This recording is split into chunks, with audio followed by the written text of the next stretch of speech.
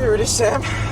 Yep. The famed van podcast is upon us. Mm-hmm. About an hour into the journey-ish. Rubber dingus. Rubby dinghy. Rubber dingleberries. Today we're not floating on down to the Rubber Dinghy Report. We're driving on down. We're driving. We're currently about an hour into the journey. 8 hours, 36 minutes left to go. It's a lengthy one. Yep. It's very lengthy. We'll probably cut here and there to get out, stretch the old legs maybe. I don't know, pick up a drink, use the bathroom, that sort of thing. Meditate. Meditate if you want. Probably energy drink it up a little bit, you know. You know how it is.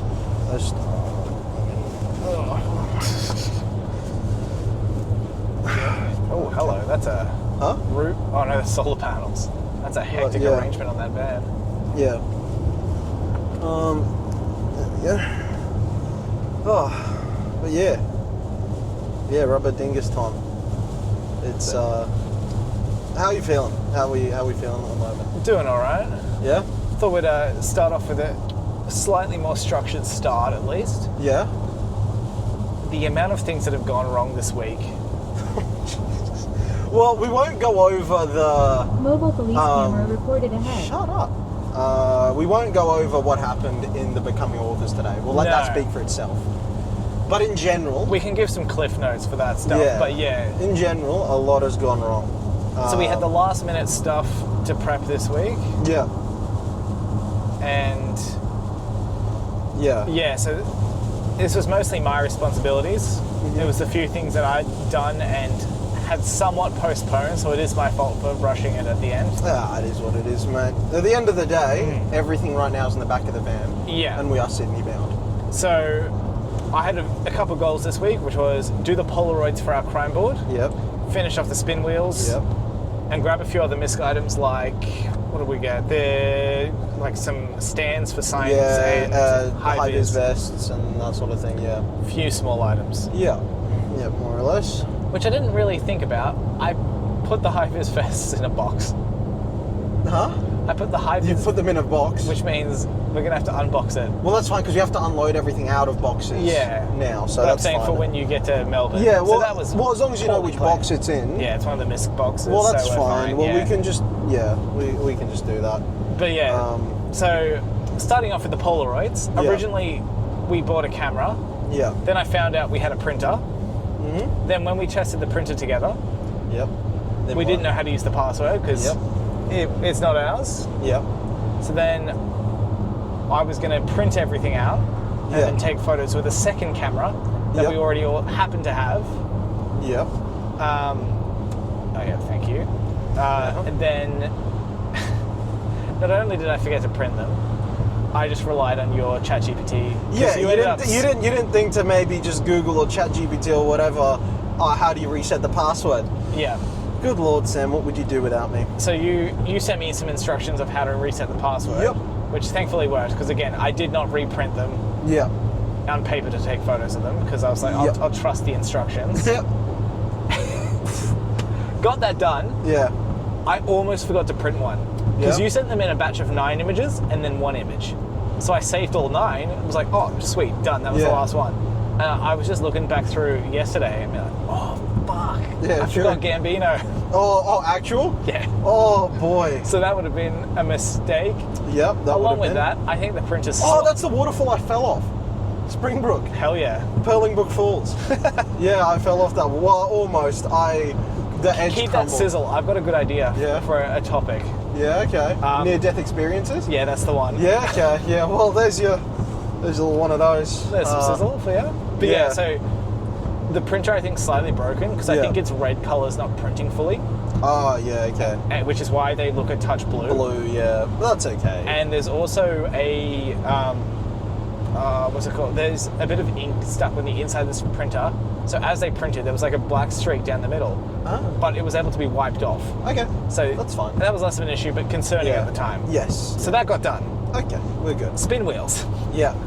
Next issue. For context, those when we're at the conventions, I'll be a spin a wheel, win a prize type thing. Just for a follow or any other. Yeah, exactly. Yeah, maybe a subscribe to the. I'm honestly thinking about how much we push the YouTube because our Instagram and our TikTok are just clips of that mainly. I don't think we need to worry about pushing TikTok. That is what it is. It's just clips. I mean, we'll push whatever we can. But I'm saying I think Instagram and YouTube are the two main ones, because again, YouTube we actually post original stuff too. Yeah. Instagram, at least there's some original stories and stuff, and some that sort of a thing. So yeah, maybe that's why we direct people. Oh, those are some hideous houses. Wow. So so the spin wheels. Mm-hmm. I'd roughly measured the spinning wheel just with a ruler, because that's all I had available, because there weren't very good dimensions for it on the packaging or anything like that. Yeah. So hand measured. Yeah. And then roughly sized it in Canva, which we use to create them. Yeah.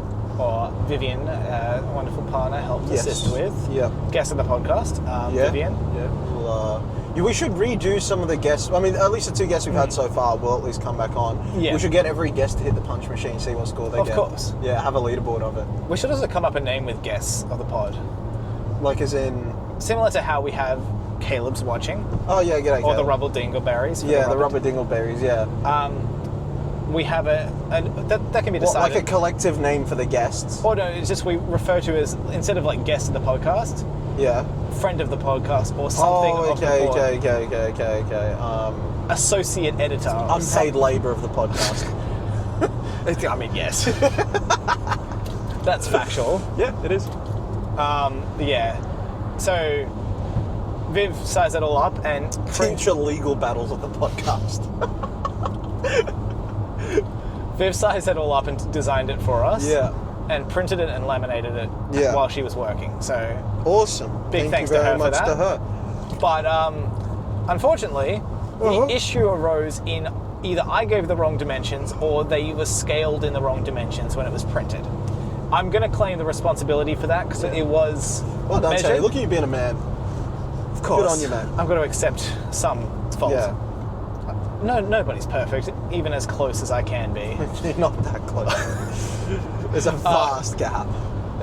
It's just a matter of perspective. No. In any perspective, you're far from perfect.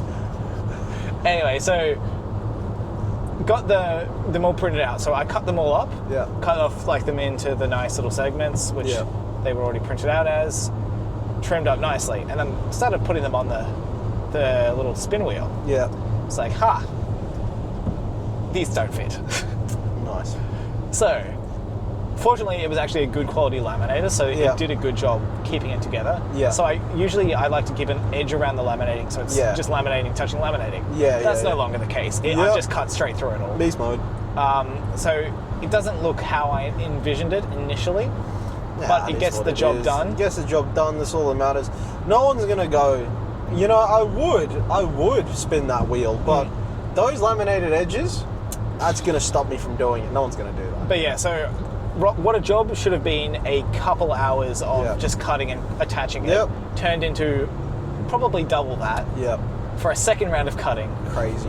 But that got done. Yeah. You know what didn't get done? What was that? Editing. Yeah, no, I have a couple pages left of the chapter I had planned to get done by Thursday. Yeah.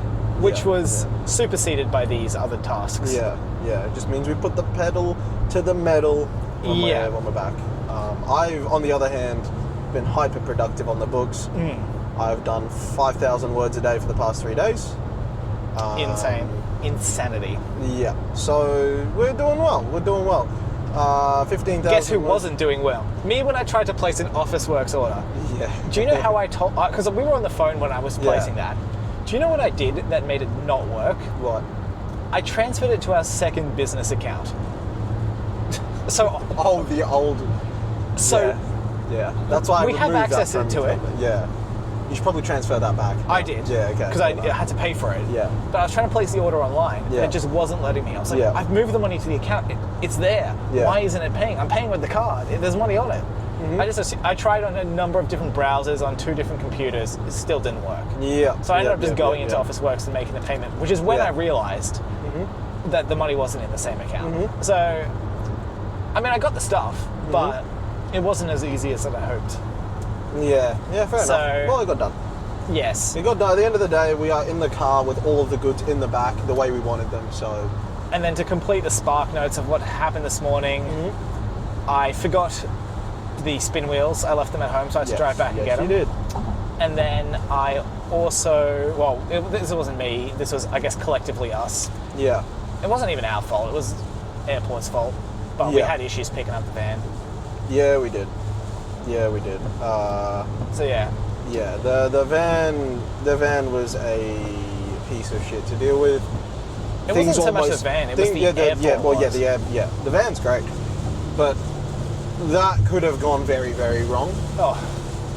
Like, very, very wrong. Like, we were delayed by an hour, which is okay because we have a bit of extra time today. Yeah. But what wouldn't have been okay is not picking up a van. Yeah.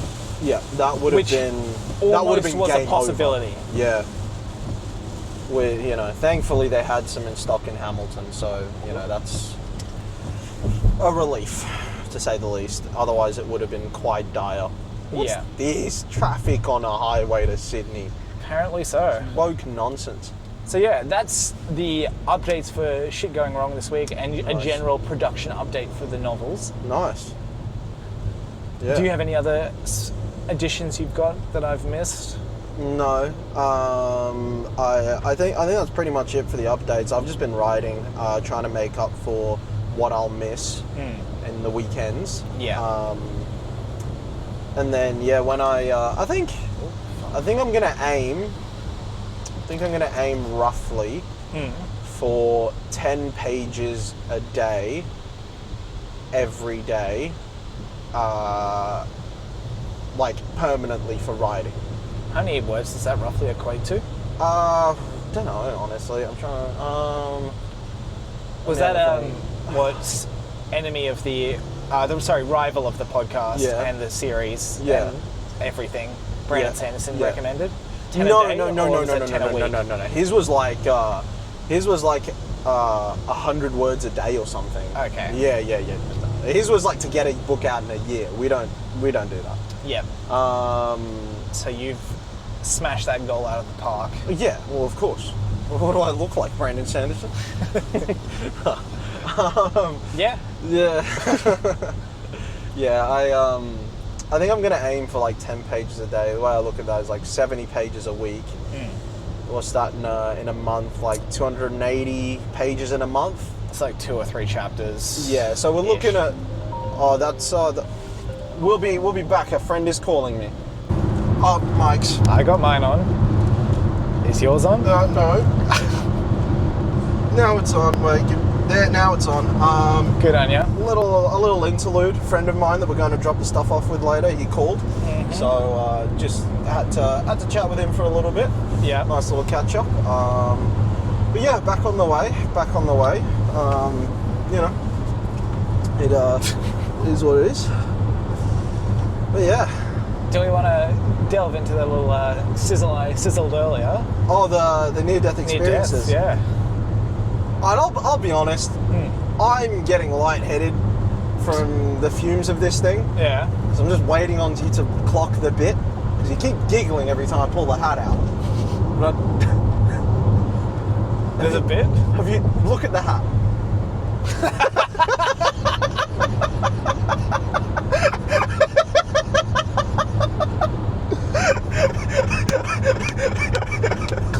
Clap, indeed. I'm going lightheaded from the fumes, man. I spray painted this thing. What? Why? I don't know. Wait, where did you get the spray paint? Marvin in the mechanics guard had chrome spray paint, so I just spray painted it. He was like, we should spray paint something, so I got this cap. My whole bit was for me to pull it out and for you to clock it straight away. No. But I wore that. I'm going lightheaded from the fumes that this thing's putting out. You can't smell it unless I put it right up to your nose. I honestly still can't smell that. That's insane. Yeah. It reeks of spray paint. I wouldn't have clocked it at all. I'm not really looking over. Yeah. I was hoping that you'd go, wait a second, what's that weird looking silver bright chrome hat? I didn't even see it was silver. It just looks grey from my area. It's the gift that Sam got me in the first episode, or the second or third episode of the podcast. Gift. Yeah, focus on that for a second. Yeah, there we go. Yeah, there you go. The racket club. So, yeah, that's a silver cap now. So you wait till little freak ends up silver. I was tempted, but I didn't. I was like, I really love that pale little green too much. It's a nice colour. Just masking it just to do the green shirt. Also, it's a very beautiful scenic drive right now. I love country Australia, man. I love it to bits. It's so gorgeous. Got the sea on our side as well. Yeah, we do. Just look at this though, man. It's beautiful. But I used an entire can of chrome spray paint on this thing. That's something. Yeah, literally just so I could put it on and I hope you'd clock it. Yeah, my bad. But, it backfired. Probably not the best for a driving podcast. I didn't want to do it. That was the whole point, is I wanted the double take, you know? The sort of, My apologies. No, it is what it is, but... So fumes is one of your near-death experiences you're claiming? Yeah. No, the biggest near-death experience I had was nearly falling off that waterfall. Well... So go into that, because... I was at Purlingbrook Falls, Mount Tambourine. And I was at a time where I was interested in taking some daring photos, let's say, like, on some cool places to capture cool photos for a little photography page that I had at the time.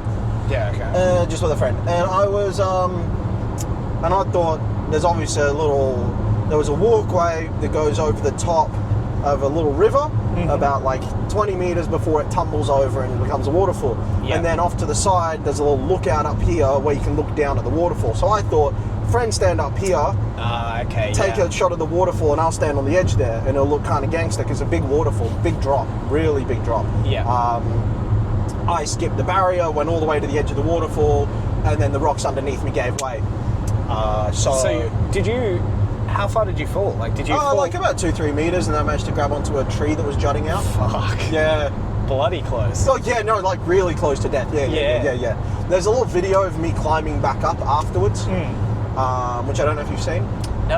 I'll show you when we stop over. It's me climbing back up. You can kind of tell it's like a proper Jurassic fall, like, it looks like I think the camera makes it look bigger, but it's still a crazy big fall. If I hadn't grabbed that jutting out tree, dead. So, how many meters would you say the fall below that tree was? As a rough estimate. Should I Google? You could do a fact check. Because I actually do want to know. I don't have a clue. I know it's over 3. I might, while you're having a look at that, I'll do my quick story, because I got a couple near deaths. This is probably my least exciting one. I was in Adelaide over Christmas. 106 metres. Yeah, that's gone. Well and truly gone. I was going to guess like 60. Far out. Yeah. 106 metres. Yeah, that's something. Yep. Yeah, okay. So my least exciting near death is I was in Adelaide. Yes. In the one street that exists there, Rundle Mall. Oh, yep. Boring city, never go. Yes. It's not as bad as Canberra. Canberra's worse. I honestly think there's more to do in Canberra than Adelaide. No, but Canberra's really, really grey. It might be, grey. But there's more to do. But does Adelaide touch coastal? Because Canberra doesn't. There's Port Adelaide and such, so I guess it sort of does, yeah. I'd say that's what puts Adelaide above. But, hear me out. Yeah. The Australian Mint in Canberra. I'm a big fan of coins. I like me a coin. Believe it or not. Coins are very tasty and fresh from the press. Yep. So I was in Adelaide. Yeah. I've usually got fairly good situational awareness, unless I'm walking down an escalator the wrong way. Do you want me to take you back to last just week? Usually I have an awareness around me. Yeah. For whatever reason, we were crossing a road. Yeah. The light had the crossing light had gone and stuff. Yeah. So I was starting to go. Yeah. Looking the way of not the incoming traffic. Yeah. And there's a car that's absolutely run a red. Yeah. Flew through the intersection. I was probably a metre or so from getting wiped out. Wow. And I was only stopped by someone shouting at me. Yeah. Because I was completely looking the wrong way. It was. Yeah, that's pretty close to death. Oh, it was relatively close. Yeah. Yeah. My more exciting one. Yeah. Is I was. Oh, look, cows. Look at them. Decent house up there too. Yeah, it's beautiful. Very nice. I was camping when I was younger. Yeah. Might have been 14-ish. Yeah. maybe younger than that, but yeah, around that sort of age. Yeah. We were camping by a lake in out Ipswichy way, Yeah. Scenic Rim, I think. Anyway, Yeah. Dad and I go out on a rubber dinghy, Yeah. funnily enough. Wait, I'm gonna hold just for a thought. Yep. No one's really gonna want to watch me and you, right? As in because we're not. There's no visuals in this particular podcast, especially because we're not. Like it's just gonna be us staring ahead. Yeah. Right. What about? I'd probably... Public, so it doesn't matter. yes. Like a dash cam, basically. I mean, we could. I mean, it's more scenic. It's like you've seen those train videos. Yes, you're also not going to get any clips. Oh, that's so true. Oh, that's really annoying because I think that's actually quite cool. It is. If we because had I a would second watch camera, that would be perfect. I'd actually watch that very much. Yeah. But yeah, you're right. The clips. Well, we can do a little bit then. Yeah. I mean, I am about to talk about Rubber Dinghy, so it's up to you if we want. yeah. We'll flip it back around. I just think that's actually great because Yeah. I mean, you get a drive through from Brisbane to Sydney. Yeah. Unless you just want. I mean, we don't have to get clips from every single episode. We've still got like 80 left over. That's true. Nah, this is 60. This is how it's looking for the rest of it then. Yeah, do we just go... I'm torn. I don't know. We could do it for stretches and then flip it back and such. You know what? If it gets scenic, we'll Yeah. flip it. Okay. Maybe that's the way we go.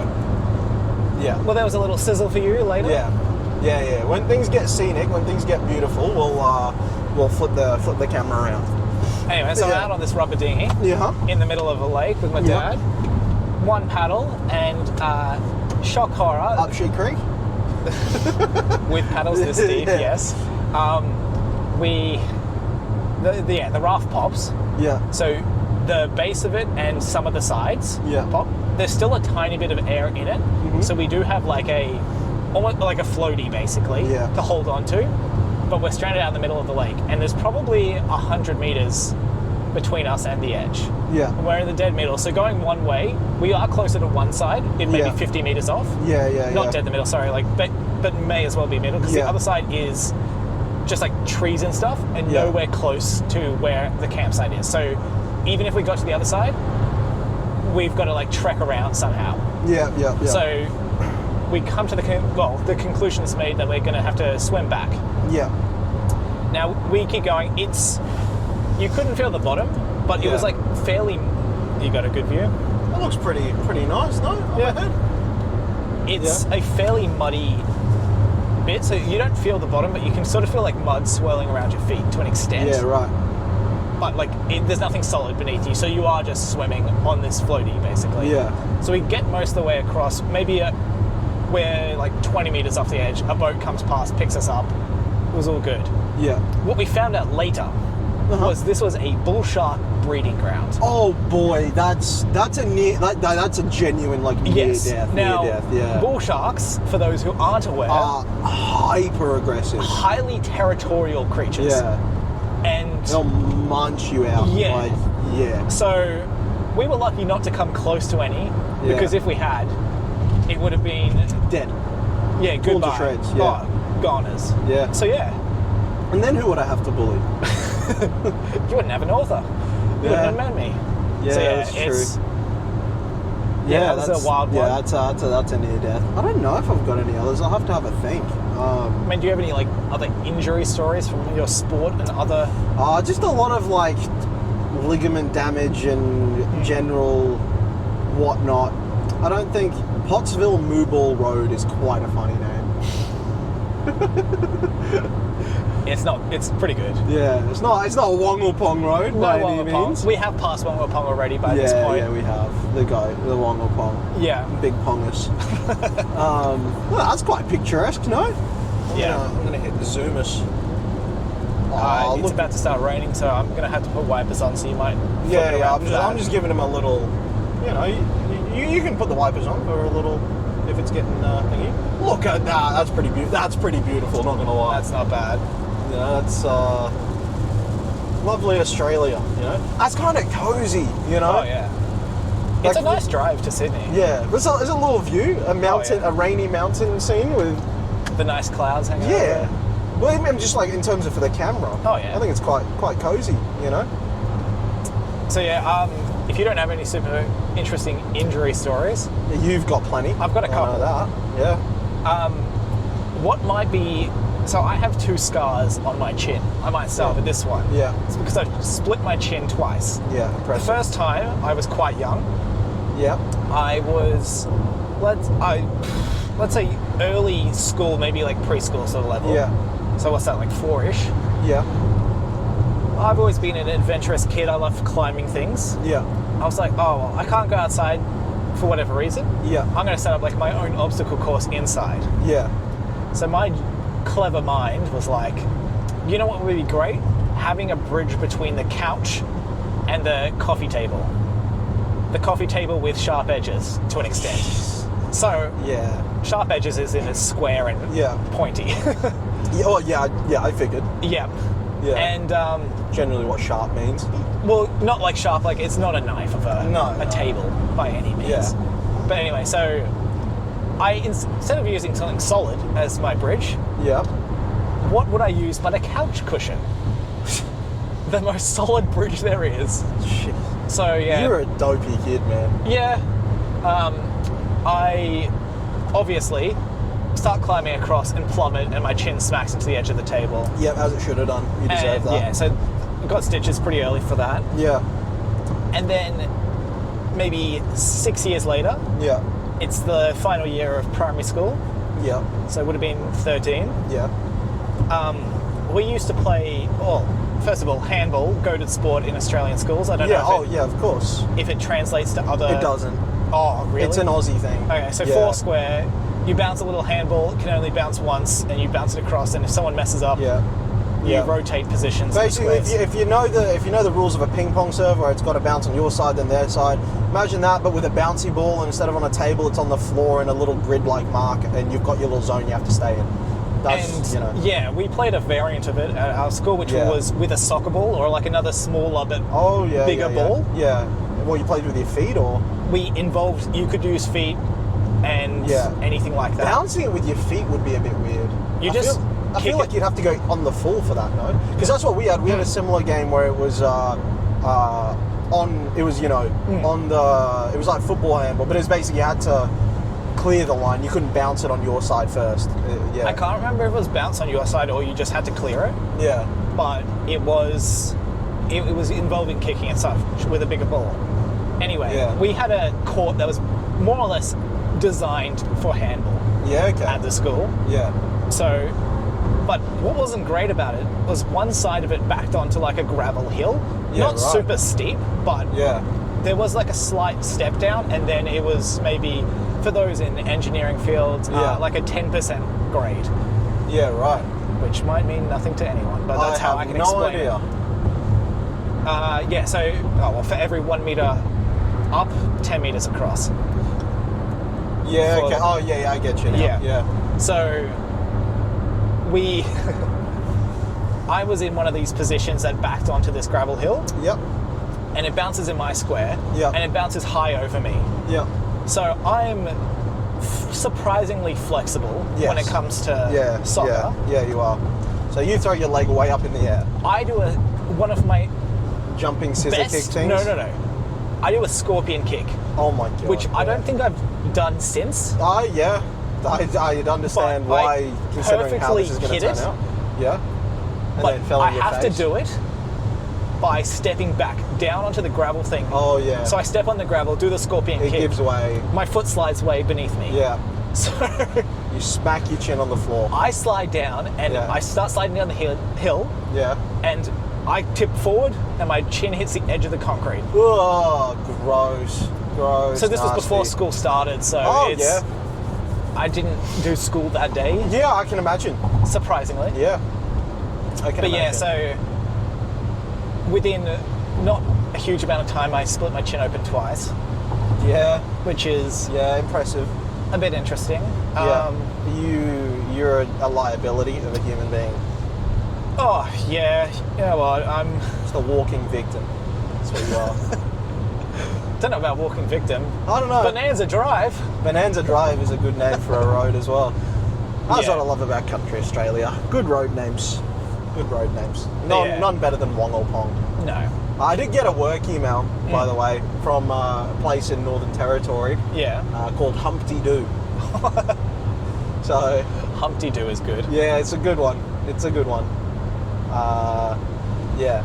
You know what's annoying about this gimbal thing? I don't know how to turn it off. As in lock it on. So it just locks straight ahead. You can hold down the joystick and that does it, but I don't know how to get it to just focus straight ahead. Yeah, okay. I don't know if there's a thing that can do that. Oh, you mess with the settings. I'll tell another story. Yeah, go on. Because, there's plenty of injury ones. Yeah. So this one involves a broken bone, one of my many. Yeah. Oh, I forgot I broke my finger. This one, I broke my collarbone in grade 1. Now, Yeah, right. as grade 1s do, you play catch or other miscellaneous games like the so. Yeah. Now this one, surprisingly, also involves a gravel hill. Of course it does. So, because we had a lot of gravel hills at our school. Yep. So someone would stand at the top of this hill and kick a ball down. I have a feeling it was like an AFL ball or a rugby ball. Yeah, okay. And you'd have a bunch of kids down the bottom trying to fight to catch it, basically. Yeah. I was one of the kids at the bottom. I picked a spot way further back than everyone else. Yeah. And in this specific instance, the ball had gone quite long. So I was in a perfect position to catch it. Yeah. I do catch it. But what I didn't account for was the other children coming and jumping for the ball on top of me. Yeah. So I go down, because I was a pretty thin, small kid. I didn't have much muscle mass to me, especially at that age. And I am going to have to merge, sorry, for driving stuff. I go down, I land face down in the gravel at the bottom of the hill. Yeah. And I felt my arm being sore, or my side was sore. Yeah. Now, I don't think I was super injury prone at Watch that. out. Vehicle on shoulder ahead. Don't think I was super injury prone at that point, where I didn't have a reputation for being injured constantly. So when I reported it to the teacher, she was like, "Oh, I'm sure the pain will go away. Just keep going with class and stuff," because kids complain about injuries all the time, so it kind of makes sense from her perspective. But I have to sit through my least favourite subject in primary school, music at the time, and What, music? But you're as musically talented as I am. Talented. The thing was, I didn't have to learn. Yeah. I just was. Yep. So it. Yeah, of course. Anyway, so get an X-ray. I don't know if it was a day later or whatever, because I still was complaining about it. Yeah, broken bone. Yeah. Was in a little cast, a sling for a while. Yeah. And I still have a bumpy bit there, so I can tell which my lefts and rights are by pressing on my collarbone and feeling. That's how you tell your lefts and rights. I don't do the L. I mean, you don't just know. Well, assuming this is what I'd use early on when I didn't know. I'd be like, oh yeah, that's How not right. old were you? I don't know, stupid age. Watch out. I'm pretty sure I figured that out, preschool days. I knew my lefts and rights, but it was that additional thing, I can double check it. It's a 50-50 and a memory thing. All you got to do is figure out, you know which one your strong hand is. Yeah. And you know what handed you are. Whichever one's on this side, whichever one's on the other side. Nah, I had... Oh, fucking hell, it's pelting down. It is pelting it down. Wow. A little cozy one for you guys. That's some bad visibility. I don't know how the audio's going to be. Guess we'll see. Yep, get it closer, I guess. Yeah. Get it right up next to the old mouth. Did I turn mine off? No. You should still be good. Good. Yeah, it's still good.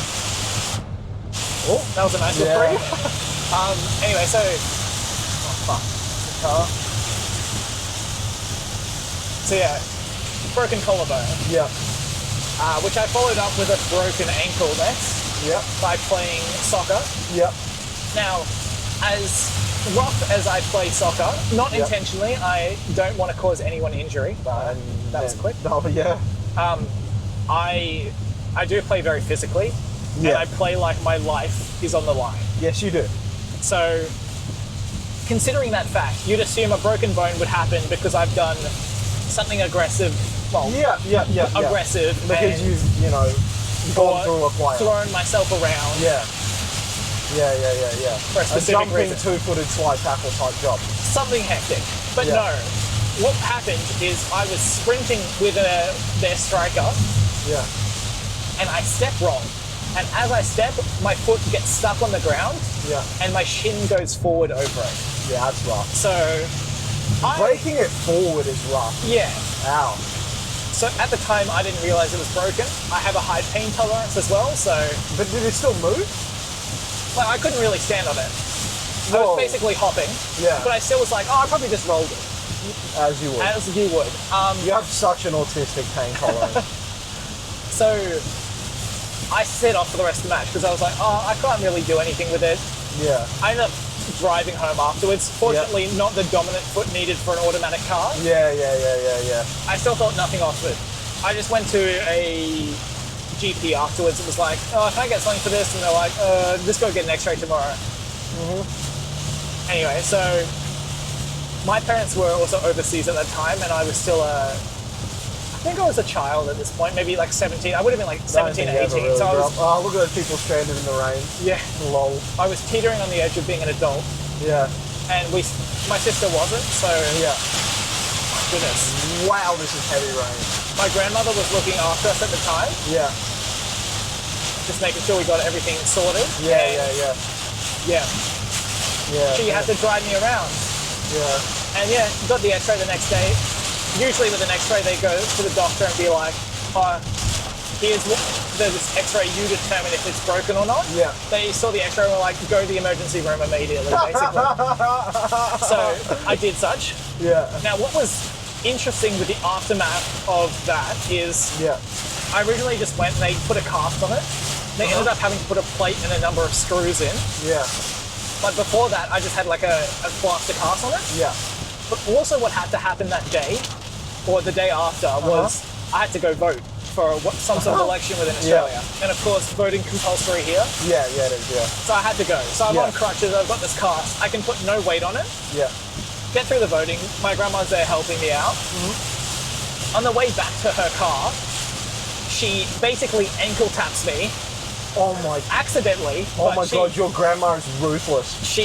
Even I wouldn't do that to you. She knocks my foot by accident. Yeah, accident. I fully put weight on my broken ankle in the cast. The no weight allowed cast. And that was enjoyable, but God, that would have hurt. And then the final... Your grandma is brutal. My word, she hates you. She's the best. Yeah. But I like her. She's caused you pain. It means she's in my good books. So you get her to abuse you every time you're editing too slow. She's read the book. She enjoyed it. Yeah.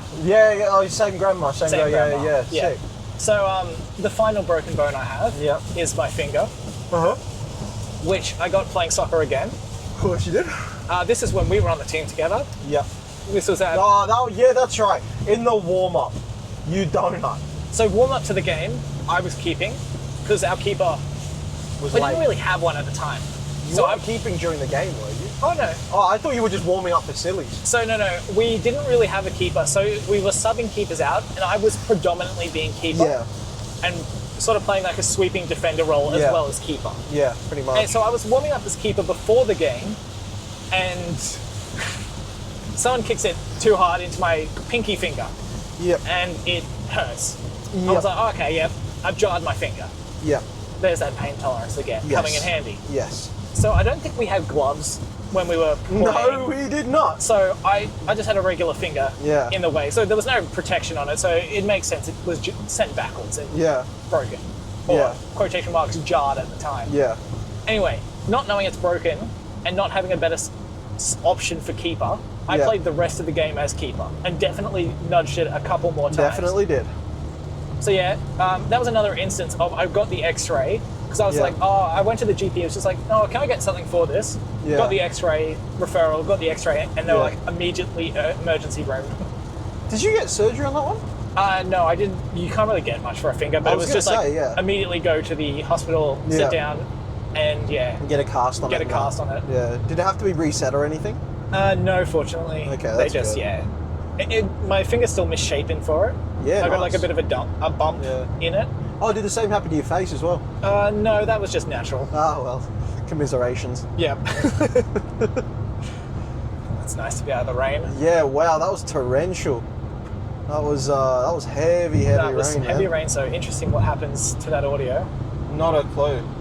But that one took me out for a while. Yeah, that was, and deservedly so. Yeah, I want to say. And I kept playing. An answer to your hubris. And not only did I took a couple weeks off. Yeah. But I did come back playing while I still had my cast on. Of course you did. Of course you did, because you're an animal, mate. Yeah. Oh, God, I wish I had my car just for this. To rip through this tunnel. Yeah. Oh, it'd sound godly. It would sound so, so godly. A V12 engine ripping through here would be heaven. Heaven it would be. Yeah. Someday I need to drive down here just to do that. It's a good drive. Yeah, it is a good drive, but just that tunnel in particular, I need to come down. Then just U-turn in. Yeah. Straight back home. Just do a couple loops of the UEs. Yeah. Go back in the tunnel and come back in the tunnel again. Yeah. I'd have a whole day out doing that. Of course. Yeah. Oh man, I'm speeding. Do you have any injury stories from your end, or not really? I don't know, man. I have to have a think about it. Like, just a lot of silly little ones. I don't think there's any. There's definitely no funny injury stories, I don't think. Yeah. I mean, there's two actually. One was because I love football, but I was trying to play pro tennis. That was my main thing. But that didn't stop me from playing a lot of football at lunch and stuff at school. I used to do it every lunchtime, kick around. And I mean, one time I just fell over, sprained my left wrist pretty badly. Oh yeah. So I had to, and I had a tournament that weekend. So I had to play with I don't know how familiar you are with tennis and that, but I've got a two-handed backhand, and so those are words. Those are words. So backhand is the one on this side of your body, that backhand, you know. Yeah. And you can either hit it with two hands, or you can hit it with one hand. Yeah. Okay. I had a two-handed backhand, but I, for that weekend, had to only hit underspin on the ball. So whether you have a two-handed or a one-handed, if you want to hit slice underspin, you always use one hand because it's much easier motion. Okay. Right? You can't really hit underspin with two hands. It mechanically doesn't really work. Yeah. Okay. So I played the entire tournament only hitting underspin, which is usually used as a change-up, let's say. It's usually used as a tool to change up the play. Yeah. Not your stock standard every single backhand. So I went that entire tournament. I made like semis or something, but only using a slice backhand because my left wrist was cooked. So that was good. Then another time, I had a tournament at the weekend, and we were playing a big game of lunch football. My friend Nathan is obviously on my team. Yep. And he's a good football player. He's the one that called us just before. He's a really good football player. I mean, when he came to futsal, dropped about like 10 goals and then never came back. Yep. Because he lives in Sydney. Coward. Yeah. But we were playing at lunchtime, and we were playing against a different friend group. There's a bit of a friendly little on the oval, like five-a-side or whatever. And I told him, go and Sunday league him. Right? Like go and properly play, because he did play Sunday. He played UQ football when we were in like year 9 and 10. Okay. So he was playing with his older brother's team. Gotcha. Who were in like, they would have been 21, 22, but he was like 15. And he was always getting into fights and stuff. He's a rowdy fella. But I said, go and Sunday league him. So he proceeds to 2-foot me in the ankle and injure me, and I'm on his team. Classic. Yeah. That is a good move from a teammate. Yep, injured my ankle just before a tournament. Full sprained it because I told him to Sunday league him, and he just 2-footed me. So that was a good one. That was a good one. A classic Nathan story. Nathan has way more injury stories. For some reason, his bones and his body is made of soft butter. It just it just falls apart. So Yeah, okay. yeah, he gets injured very frequently and often doing things. He cut the back of his knuckles open playing golf, and I think that says about all I need to say. Huh. Yeah, biggie way around that one. Yeah. Yeah. I'll leave it there. No more elaboration. That's Yeah, about fair. that wraps it up. Yeah. But yeah, that's not a super amount of injury stories and whatnot. A lot of my injuries have just come about from training for tennis and stuff, or just general wear and tear. Fair enough. Like a nasty one that I had was when I was playing a lot. The muscles in my forearm grew super tight. Yeah. To the point where they started tightening around the nerve that runs from your forearm up to your shoulder. It's the ulnar nerve. It runs over your elbow. No. That's not what it was doing. It was basically drawstringing the nerve over the bone. Ow. Yeah. Far out. Yeah. The nerve was like full. Yeah, just being like pulled back and forth like one of them rope saw things over the bone. That's a lovely little house. Yeah. Yeah, really nice. Hopefully that got caught on camera. But yeah, lovely little house. But yeah, that was a nasty little job. Put me out for like, it was annoying. It put me out for like a month or two, but it was at a period where I had like really good momentum. I'd won a few tournaments. I was playing really well. So that kind of hurt the momentum a fair bit. Well, I carried on trying to play with that injury until I went to the physio and got it sorted. Yeah. And found out what it was. But it got that bad that I couldn't hit forehands at all. Like, I just couldn't hit them. Or serves. Yeah. So it would basically... And I was playing again in tournaments where I'm like, I was one of the top seeds, so I would be expected to probably win them. Yeah. If not go very deep in the tournament. And I was having to play against guys that I usually find fairly comfortable to beat. But I was basically just puddling my serve over with no power, right?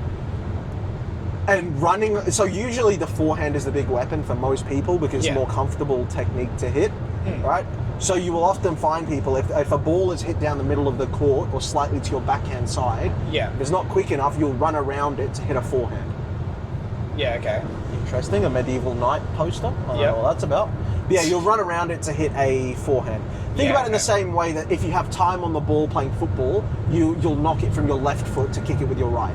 Yeah. So in this case, if the ball's slow enough, you'll run around your backhand to hit a forehand because it's more of a weapon. Yeah, okay. I was sprinting to the edge of the court on my forehand side to hit backhands because I physically couldn't hit forehands because of the injury. Far out. I was running around to the singles line, the doubles line, the sort of the lines that mark the edge of the court to run around to hit backhands because I could hit those comfortably. Yeah. But I couldn't hit with any pressure a forehand. So I was just running around everything to hit backhands. Then I just had to retire in the middle of one of the matches. I was like, I'm done. I can't do this anymore. This is silly. Yeah. So, yeah. So most of my injuries have just been wear and tear and whatnot. Yeah. Nothing too like drastic, like broken bones. Yeah. I feel like I should have broken bones at times, but I didn't. Yeah. Yeah, I mean, the most recent one I had was my toe where I snapped the ligaments in it, playing futsal. Yeah, you did a good job on that one. Yeah. I went to go volley a ball, but a guy put his foot up at the last second, so I just volleyed his heel with my toes. And I knew something was off as soon as I put my foot down, because it didn't really hurt, but it just... I don't know how to explain it. It was like... It wasn't... You know, like you can feel... Your toes will move slightly as you move to balance, even in shoes. It wasn't moving. Yeah. And I was like, that's alarming.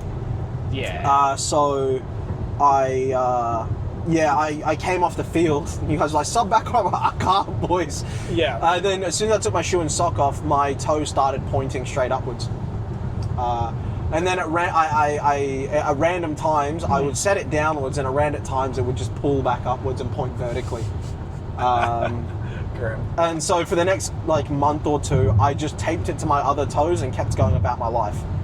And then eventually the pain stopped, and it stopped pulling upwards, but that joint is now entirely floppy, which is weird because all my other toes have arthritis and don't really move. Yeah. But that one is entirely floppy, so Maybe you got to tear the ligaments on all of them. Yeah, maybe that's the thing. Well, it's funny. I think it was building up to it because I had this weird feeling underneath that toe for like a while, where midway through games it would start to like feel really stiff and really, I don't know, something was going wrong with it. It hurt basically. This was the 11-a-side game, wasn't it? No. This was the 5-a-side. This happened like a week, like earlier this year. I was thinking of the one where you came off the field. No, that was my ankle. Yeah, that's remember right. that was where I rolled my ankle and you had to give me the whole pain mids and all that sort of deal. Yeah, no, this was the one a couple months ago. Yeah. Okay. And I was getting a weird feeling under my toe for a while leading up to it. Yeah. But then I've been having that same feeling underneath my left toe. Oh no. Lately as well, and I don't know if it's linked. Because since I did that feeling's gone away. That pain's gone away. So I don't know if I'm leading up to another one of those, so we'll see. Yeah. But yeah, so, you know. I mean, actually, speaking of the 11-a-side, which is sort of why I checked, I got my only black eye from 11-a-side. Yeah? What was that one from? It was for the church league team. Oh yeah, the church league. Oh man, what a mess. Which, despite its possible premise as like a church-based Yeah, I mean, thing. shout out the church, but good lord, the people that play football there. The roughest people I've ever played with. Yeah. And yeah, by far. Yeah. I mean, we saw our friend Stimson do a full 360 degrees in the air because of a tackle. Someone took him did someone took him low. Yeah, and he full did a 360. Insanity. That was the most vicious tackle I've ever seen on a football pitch. Yeah. It's a wonder he's still alive. But yeah, so in that same team, I was defending again, and they had like a corner or something. Yeah. I go for a header, and I'm clearly going to get the ball. Yeah. Someone from the other team, I've been told, because I didn't see it, because I was focused on the ball, basically looks at me and charges at me. He's gone for me, not the ball. And he clatters his head into my head. Ow. And I got a lovely, nice black eye for a while. Yeah. I had a nastier one at football. I'm going to say it was nastier. Yeah. Where I went up for a header, and a guy behind me did as well. And I gave him a little nudge backwards just to make sure that I got up there first. Yeah. It wasn't too violent or anything, it was just a little nudge. Yeah. Unfortunately, he fell backwards, but as he fell, his legs swung upwards between my legs, and he just cracked me in the nuts. Full swinging upwards foot straight up the nuts. And that hurt. Yeah. That hurt a lot. I remember lying on the ground screaming, and the boys were not very sympathetic. As we should be. Yeah. One time I did injure someone. That was when the ball came across goal. It was a little corner, and it came at about hip height. And I got deeply confused, and I thought I'm going to throw a Muay Thai knee at it to try and knock it in the goal. Someone came across my path, and I just full kneed them in the leg. And man, that would have hurt. And he had to get subbed off for the rest of the game because he lost all use of his leg. So that was a funny one. Sucks to be him, I guess. I think I've broken 2 bones of other people. Yeah. Unfortunately, it's unintentional, but checks out. Sometimes people fall wrong after I've slide tackled them. Yeah. I've never broken bones. I've knocked people out. Oh, I've done that too, actually. Yeah. Well, mine was during hard sparring, so. Mine wasn't. No, which is the more worrying case, because I was. Well, I'm not really trying to knock them out. I just kind of caught them off guard and hit the button and kind of went out. But I mean, do you want those stories? I think you've heard them, but maybe I'll tell it anyway. Yeah. Well, I don't know if we'll have time, Sam. Oh no, we've only got 7.5 hours left. I mean, speaking of, do we want to figure out when, where, stop? It's up to you, obviously, entirely. I mean, we can honestly do it the halfway at Coughs if you want. It's up to you if you want to go halfway, or if you want to split, do a three-time stop, or I'm easy. I'm honestly easy. I'm chilling right now. Yeah. I probably prefer not to be driving in Sydney itself, just because I hate driving in Sydney, but... And I've never done so. Yeah. Maybe I will be driving in Sydney. If you think it's going to be that much of a... It's not that bad. I just hate it. Yeah, okay. I've never driven in Sydney with a small car or a big car, so... Yeah. I guess we'll have to see. Maybe we can suss that out as to what's going on. But I was saying, how many? We've got 7.5 hours left. How long have we do? It was 9.5 hours. So if we're doing 2 hours. 4.5 each. Yeah. Split that up. What's that? What's 2.25? Yeah. What's 2 I mean, like, minus I know Coffs is the 7.5. midpoint everyone uses, and we may as well like just do a quick stop at the Big Banana. And I was gonna say if you wanted to do a stop soonish and then swap back or something, or you know what I mean, or I do the middle leg. I'm probably and then happy you just do the to Sydney leg. keep it going. You know, I'm chilling. It's up to you. It's up to you, man. Yeah. Or if you want a piece or a drink or a, you know. Yes, same for you. Let me know. Yeah, I don't know. I get like I if we stopped off, I would use the bathroom, but I'm not like I really need to use the bathroom. Fair or enough. nothing. So, yeah, maybe a little drink ski, maybe Coffs Way or something. I don't know. Yeah, easy. How far is Coffs? Another two and a half? hours, yeah. 2 hours. Yeah, I'm happy to do that. I'm happy. If I need to go before then, maybe we'll have a little stop and. Yeah, maybe we do like a little stop, and then I take us to almost Sydney or something. Yeah. And then we'll go for like another hour or something, maybe. Then maybe a little stop. We got 200 k's till Coffs. Yeah. Okay. Maybe we do that, and then I drive us for a while, Yeah. and then yeah. But yeah, so my 2 knockout stories. Yeah. Now, first one's less exciting, and I don't remember it as much, but I have been incessantly told. Oh shit! The other, how are we going for fuel? We're at 3/4. Okay, We that's got pretty good. plenty, yeah. You reckon we'll make it there? Probably one fill up in between. Should we just fill up at Coffs and... Yeah. Yeah. Okay. Do it when we change Yeah. over. Stimson, the man who we've mentioned getting collided in midair, Yeah. I've known him since kindergarten. Yeah, I got a stim story for after this. Oh, yeah? Yeah, go on. We'll have to get him on the pod sometime. Yeah, that'll be fun. He knows some good stories about myself that I'm sure I've Yeah, forgotten. of course. Anyway, so we had known each other since kindergarten, and we went to the same primary school, high school, etc. So he's been around me for far too long, as some would say, and much to his detriment. Yep. Especially this story. So Stimp is known as a concussion magnet, That he is. and I fear I started that for him. So in preschool, Yeah. same year or similar time to me splitting my chin, we had a lovely playground in the preschool yard, which had one of those fireman's pools you slide down. Yeah. Sorry. And as you do, you jump off that edge and just jump off into the middle of nowhere, just for funsies, which I did. What I didn't account for is the small child beneath me as I land on his head, or land on him. I don't exactly know where I hit him, but yes, land on him. He passes out. I had no idea. I probably ran off and did something else. But yes, he's informed me of this many times that I've knocked him out. And then another mate who plays with us, Stimson and I were in a room together on a school camp in high school. And we discovered that the bathroom door could be forcefully unlocked with a coin. So as teenage boys do, you fuck with each other. So, yeah, of course. we got we got him first. Yep. He goes into the shower, and there was a shower curtain stuff, so it was still completely private. But we went in and took everything from it. Yeah, of course. Every towel. Yeah. Except for a small face towel. Yeah. And all of his clothes. Yeah. So he had to come out, and we were just laughing at him and such. Yeah, of course. Standard boy stuff. It's pretty typical. Yeah. Then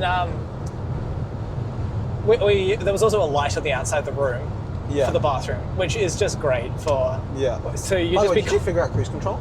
Yeah, I just figured it out. Sick. Yeah. Set and then plus and minus. Yeah, go. That's what I said. Yeah, go on. I worked it out. Yeah. It was all me. Yeah. I said it. Okay.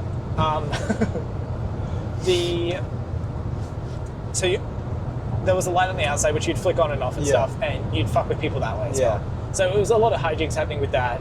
Yeah. We all got each other. Yeah. But Zora got me, and being the flexible kicker as I am, I, for some reason, thought I'd kick up high, and sort of bring down like a back heel on him. For whatever reason, he'd So done. you axe kicked him? Sort of. Wow. Now, I've never heard of an accidental axe kick. it's an accidental axe kicking because I didn't really have the intention of doing physical harm to him. What did you have the intention of doing? I don't know. It was more just like, this is a warning. You've axe kicked a man, Sam. Yeah, I did. Yeah. And That's a full axe kick. I mean, there's no getting around that. It didn't have the most force it could have had. Like, I can't say I was... Like, I do have strong legs, but I didn't put full force into it. So I can at least say there wasn't militia behind it in that regard. But anyway. But still, you did axe kick someone. That's like saying yes. I accidentally hit a spinning back elbow on someone. It's a technique it's that's hard used to to claim hurt accidental, someone. and I have no training in any martial arts, so there's probably my defense. Yeah. But didn't you do like a week of Taekwondo? No, I did one lesson of Muay Thai. Oh, did you? One. Wait, when? Just out of high school? Actual? Yeah. How did I not know that? Because I did one session and I was like, oh, I don't want to pay to go back. Yeah, but how did I not know that you tried Muay Thai? I swear I told you that. No? Yeah, all right. Well, I'm I did taking you one back session. someday. It was mostly punching, so less I'm exciting. taking you back someday. Maybe. Because you would have a ridiculous base for it. You don't feel pain and you can kick ridiculously hard. You would The be a kicking god. I've got a good base for. You would be a god. Like, genuinely, you would be a god. The punching I'm not good at. That's fine. As you can illustrated learn. in our Becoming Authors. You can learn. Yeah. I really have an issue with keeping my guard up. It's just such an uncomfortable position. But you don't have... There's different guards. There's different guards. There's long guards you can use. Some people keep their hands like tight pressed to their head. Some people more. It was the against the head. I just couldn't.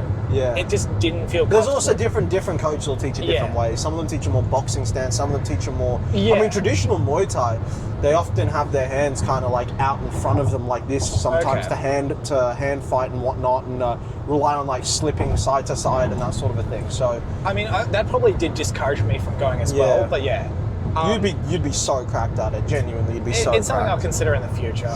Yeah, it's one of those things where if time permits. Ever, Yeah. Once we're rich and famous. I deliver the accidental axe kick. Yeah. A sentence I don't think's been said before. No. But the accidental axe kick hits.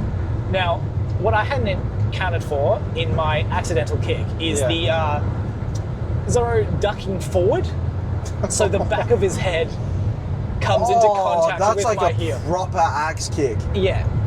Oh my word. We both did it to each other, some would argue. Me more than others. Yeah, yeah. But and he goes down. I didn't really think anything of it. Yeah. I thought it was just fucking with me, staying down. But he wakes up a bit later and he'd probably passed out for like 30 seconds or a minute or something like that. It's probably not great for him. That's a crazy, that full knockout. Yeah. Yeah, that's actually a sick knockout too. An axe kick knockout is not a thing a lot of people can lay claim to.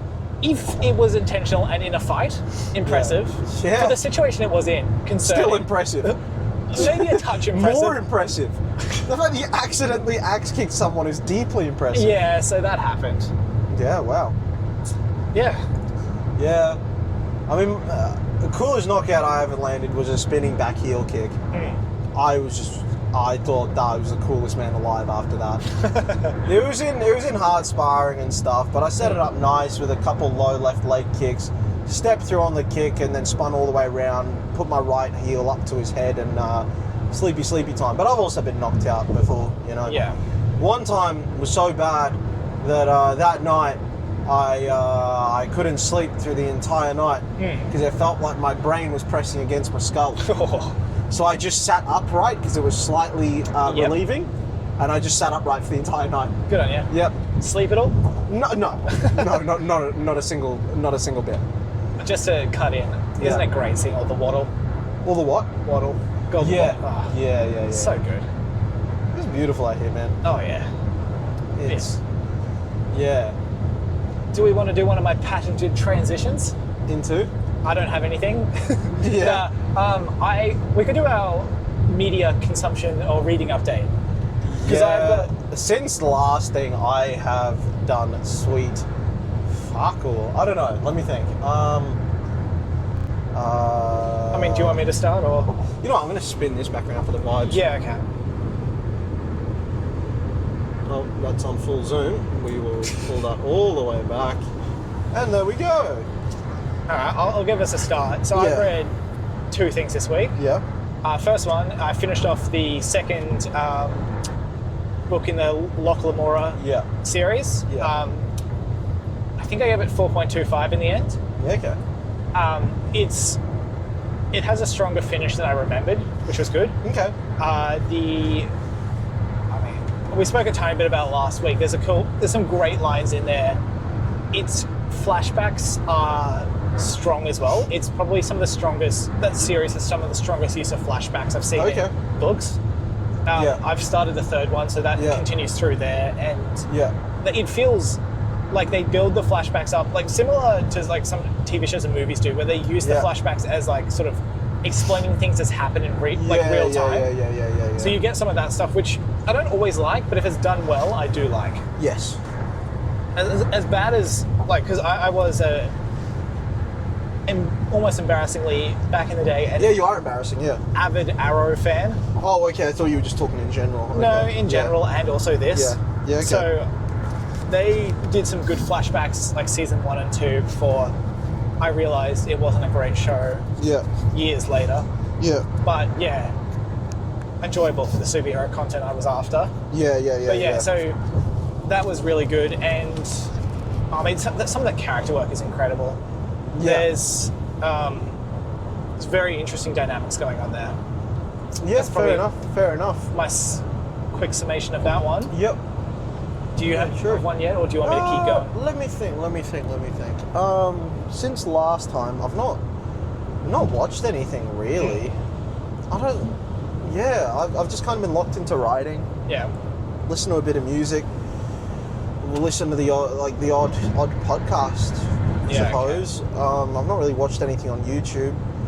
Don't know, just getting no time to really watch or consume anything outside of the usual just weekly Thursday wrestling.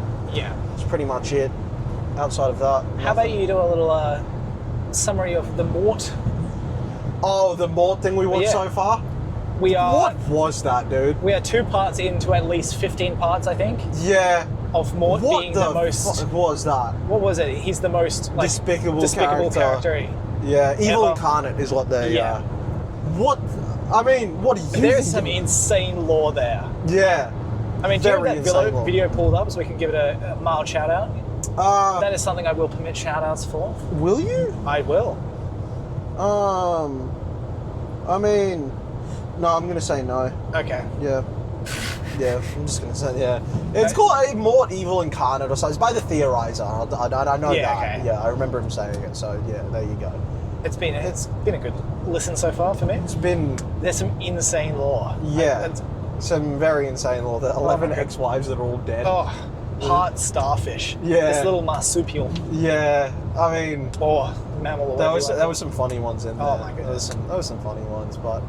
Yeah, not really consumed too much. Not really, just kind of been figuring things out with the project mainly. Namely how to make money. Trying to find a little night shift work. Get a job. Get some funding. Yeah, I'm only going to be sleeping about 4 hours a night from here on out, but... Much to my discouragement. For the love of the game. I mean, like, what choice do I have? You could sleep more. And sacrifice what side of things? Bit of writing time. Is that smart? For how far behind I am, yes. How far behind you are, but regardless, getting the project done. Getting the project done, it does make sense. We got my lucky number left in hours. We have officially 7 hours until we reach Sydney. 7 hours, 13 minutes. We're getting there at 7. I misread what you pointed to. Yeah, that's why I said my lucky number, 713. Fair enough. Yep. I'll see if I can keep track of the 5 hour mark. Yeah, what's yours? 5 what? 5:27. Yeah, there you go.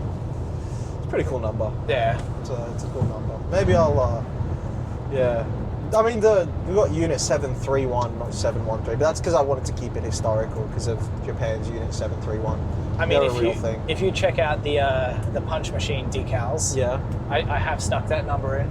Have you? Yeah, I have. Wow. It's Unit 527.11. I did see that actually. Yep. Nice. Yep. Very good, mate. You also misspelled some things, so maybe a bit more time on actually checking life if the swings fucking and roundabouts. thing is written out correctly.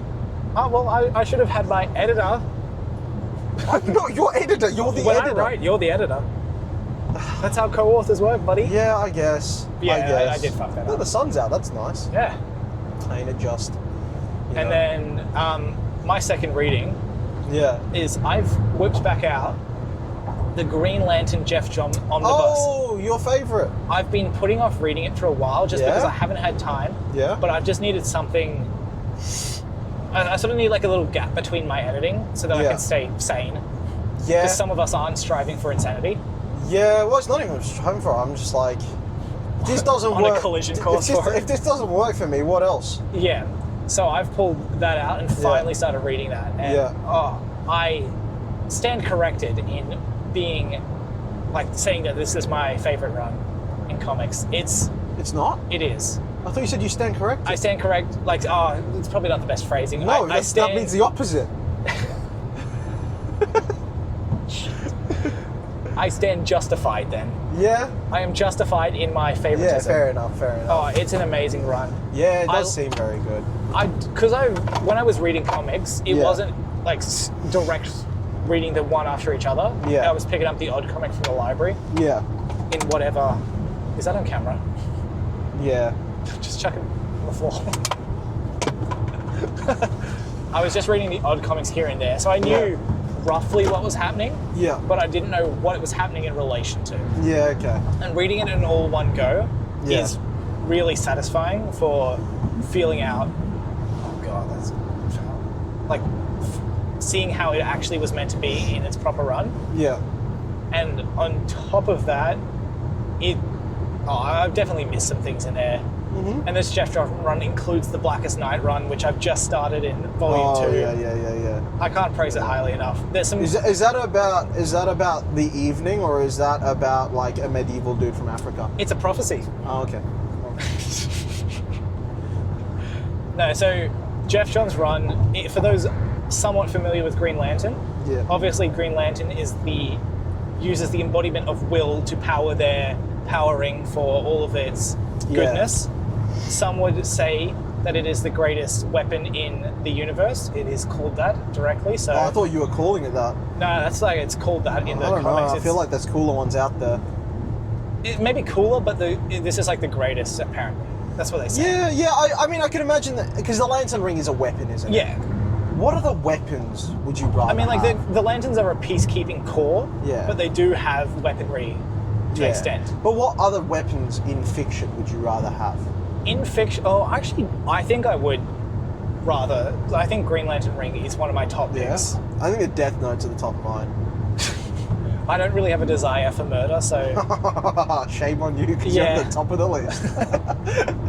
Unlucky. You can swing around that green ring all you want. Wait till you collapse of a heart attack. Just you wait till I change my legal name. Yeah, there's a bit that I want to pull on the podcast, like right now. Yeah. Well, I don't know if it's appropriate, so maybe I'll just tell you afterwards. Okay. So when the Jeff John run starts, Green Lantern's kind of the only lantern that exists. Yeah. There's like evil uses of rings and stuff, but they're not directly lanterns. Yeah. But, and also, what I didn't fully get, because I watched a sort of like what led up to the Jeff John's run video of some of the history of Green Lantern recently as well, which is what inspired me to read it. Yep. So I learnt about a bit of the stuff that happened with Hal Jordan becoming evil. Yeah, I didn't know that happened. So he go yellow? I mean, he goes a lot of different colours, quite frankly, but at this point the yellow... Did he No. No. Did he... What's the weapon in Mario that makes you go to... The Power Star? Yeah, that's the one. Yeah. So at this point there weren't any other Lantern Corps, so he was almost just an evil Green Lantern, which sort of gets retconned a bit, but after him being this evil version, he becomes the Spectre, if you're familiar with that character at all. I am somewhat. Yeah, so the story picks up with him being Spectre. So he's a Spectre, you're the Spectrum. I'm on the Spectrum. Yeah, no, you are the Spectrum. Wow, I'm impressive. Yeah, you are. Peak autism. Funnily enough, they refer to in the Green Lantern universe as the emotional spectrum. So you're on none of them. You're like the ultimate bastard to the Green Lantern universe because you feel no emotions. To pull up a bit more Green Lantern lore, I'm one of the Manhunters, just the emotionless robots trying to maintain peace. That's you. Yeah. That's absolutely you. Yeah. So the run starts with him being this he's a Spectre. He's the Spectre. He's no longer a Green Lantern, and he's caused a lot of harm within the Corps. He's killed shit tons of Green Lanterns. Yeah. So it's the run does start with a bit of retconning. Originally, it's his fault that everything happens. Yeah. But the retcon sort of changes it to be this embodiment of fear, Parallax, as the... I know that one. Yeah. From the movie. So that's introduced because of Jeff John, which, great. He is influenced by him and becomes like the embodiment of it for a while. Yeah. So it's less him doing it, and it's more him being influenced by this parasite almost. Yeah. Which then introduces a new Lantern Corps, the Fear Lanterns, the Sinestro Corps, as they're called. Which then splits off into, we've got more Lantern Corps. So we get the Indigo Tribe for compassion, I think they're just called Blue Lanterns for hope. Yeah. Star Sapphires for love. Yeah. We have the Red Lanterns for rage. Yeah, beast. Fear for Sinestro Corps. Willpower for Green Lantern. I think. Yeah. Oh, and the Orange Lantern for avarice. Okay. So these are all new except for Green Lantern. Yeah. They sort of build on some existing lore. Like there are Star Sapphire hints earlier on, but it's not at all like a Lantern Corps. They change it to be one in this run, which is, it's done well. Okay. Yeah, fair. On top of that, we get the Black Lanterns, which lead into Blackest Night for death. Yeah, okay, for death. Which is one of the big universe altering. We'll go to New Italy. I didn't know they put out a second one. Bit weird to put it in rural New South Wales, but... For context, he is pointing to the maps which show a town called New Italy, which I kind of want to go to, but... Bapa de Boope.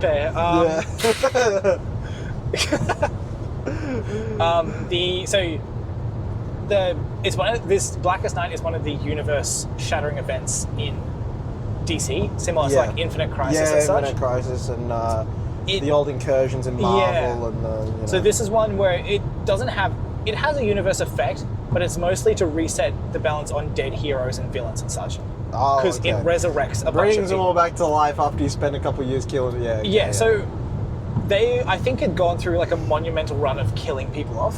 Okay. Because almost all of the original Justice League members are dead by the start of this story. Oh, nice. Or like before this event happened. So it's kind of, they did need a reset or some other reason to bring them back. Yeah. But it's done, I really like it. I don't really usually like zombie stories, but this is basically a zombie story. I hate Marvel zombies, I hate it. Yeah, I think But this one is really cool because they're not zombies. They have all of their old memories and they're trying to influence people to feel emotions so that they can consume them and make them into Black Lanterns themselves. So those who feel... So all of the zombies Black Lanterns? Yes. Okay, that's so pretty anyone cool. dead... Does that mean all of them are dressed up in like alternate garb? They have like a black garb of their current gear, but with like a Black Lantern logo. That's cool. Really cool. That's cool. I like so that. dope. Yeah, that's nice. And which leads on to then a number of main heroes. Once basically everyone's getting wiped out before the turning point, a bunch of regular heroes get lantern rings. Like Scarecrow gets Fear. Oh, you are. Of course. Yeah. Lex Luthor, Greed. Or Avarice. Yeah. You get the Flash. The Flash as Hope. Yeah. You get Wonder Woman as Love. Yeah. You get the Atom as the Compassion. Yeah. Batman as Rage. No, he's dead. No, okay. He's a Black Lantern at this point. Okay, he's one of the original members being deceased. Yeah. So he you see the heroes in their lantern forms, which have some amazing costumes. Rage, Mira, because everyone's dead. I'm not familiar. Mira, you would have seen her in Aquaman movie, red hair. Oh, spelled like that. Not like M-E-R-A. not like the glass one. No, okay. So she's Rage because everyone's been dead from her I thought it was family. because she was a redhead. I mean, it might have contributed. Yeah. They might have there's a kangaroo hanging out in the pen with the cows. That's nice. New Italy, there we go. Oh my god. I'm taking you there on the way back. Museums, cafe, I'll come there on the way back. Yeah. I've been there. Oh, you have? Yeah. Oh, what's it like? You'll have to wait and see. Oh, that's right. You told me a little bit told about you it. about it. I just don't remember what you said because I don't really listen when you speak. Yeah, that's pretty standard. Yeah. Museums, we have to. Yeah. I want to go to an Italian cafe. Yeah. There's a U-turn thing. I know, that's what we did last time because we came this way. Oh, man. We could. Yeah. Anyway, so this Blackest Night is really cool. Did you mention that as well when you were... No. I feel like you've said that word before, tabby mobile. That is pretty good though. Yeah. Blackest Night is really cool. It leads on to Brightest Day, which everyone becomes white lanterns and resurrects everyone and such like that. It's my favourite comic run, followed up by probably Civil War and Secret Invasion. Yeah. I mean, fair enough. Fair enough. So, and I, a 5-star for that. Well, of course. I mean, you love it. Great. Yeah. Green Lantern's my favourite for a reason, and reading it back and actually reading it chronologically just made me realise how much I actually love it. It's really good. Yeah, I forgot you can't type on here. I was just going to put in the destination as Coffs Harbour, like an AM hole in there, just so we've got it up. You know? We'll stop at an AM hole in the hopes that they have a shine. I'm feeling okay, to be fair, at the moment, but yeah, I just want better safe than sorry. I want to be locked in for when we're, yeah. So in my delving of reading comics again, I had the thought, why don't we pick like an original team, like we pick a 7 of the Justice League. But the problem is, right, they're stomping out our characters. No, I do agree. Because just in terms of strength, they're just way too crazy. They got way too many by the time we get to the end of it, some of them might be like on a similar sort of plane, right? Some. But right now, you've got stuff like Superman Prime. Which, what the hell, man? I mean, he's stomping all of... He becomes a Yellow Lantern in that as part of the Superman or... Superboy Prime. Because he did some universe-ending shit. Oh. He's like a major villain. That's crazy. That's all, like, the whole Death of Superman stuff happens before. I think I've got no signal, so... I guess we'll see how we go. What were you looking for? Oh, I was going to set up the... Yeah. I mean, there's science for that. We'll be fine. Yeah, I was just going to put an amp hole in there, you know? Yeah. I'll wait till... Oh, then we'll skip my idea because it might be too much of a stomping. You are correct. It's just too strong for now. The thing you could pull into is something like a Naruto or, something like that. Or a shonen anime. Honestly, the only comparable one is Naruto because of the range of abilities. A lot of other anime don't really have that elemental or the wide array of different things, You could maybe do a My Hero, but you refuse. Oh, yeah, I'm not a pervert. I've clipped up the two things on that I'll release next week where I'm just going to flame the My Hero community.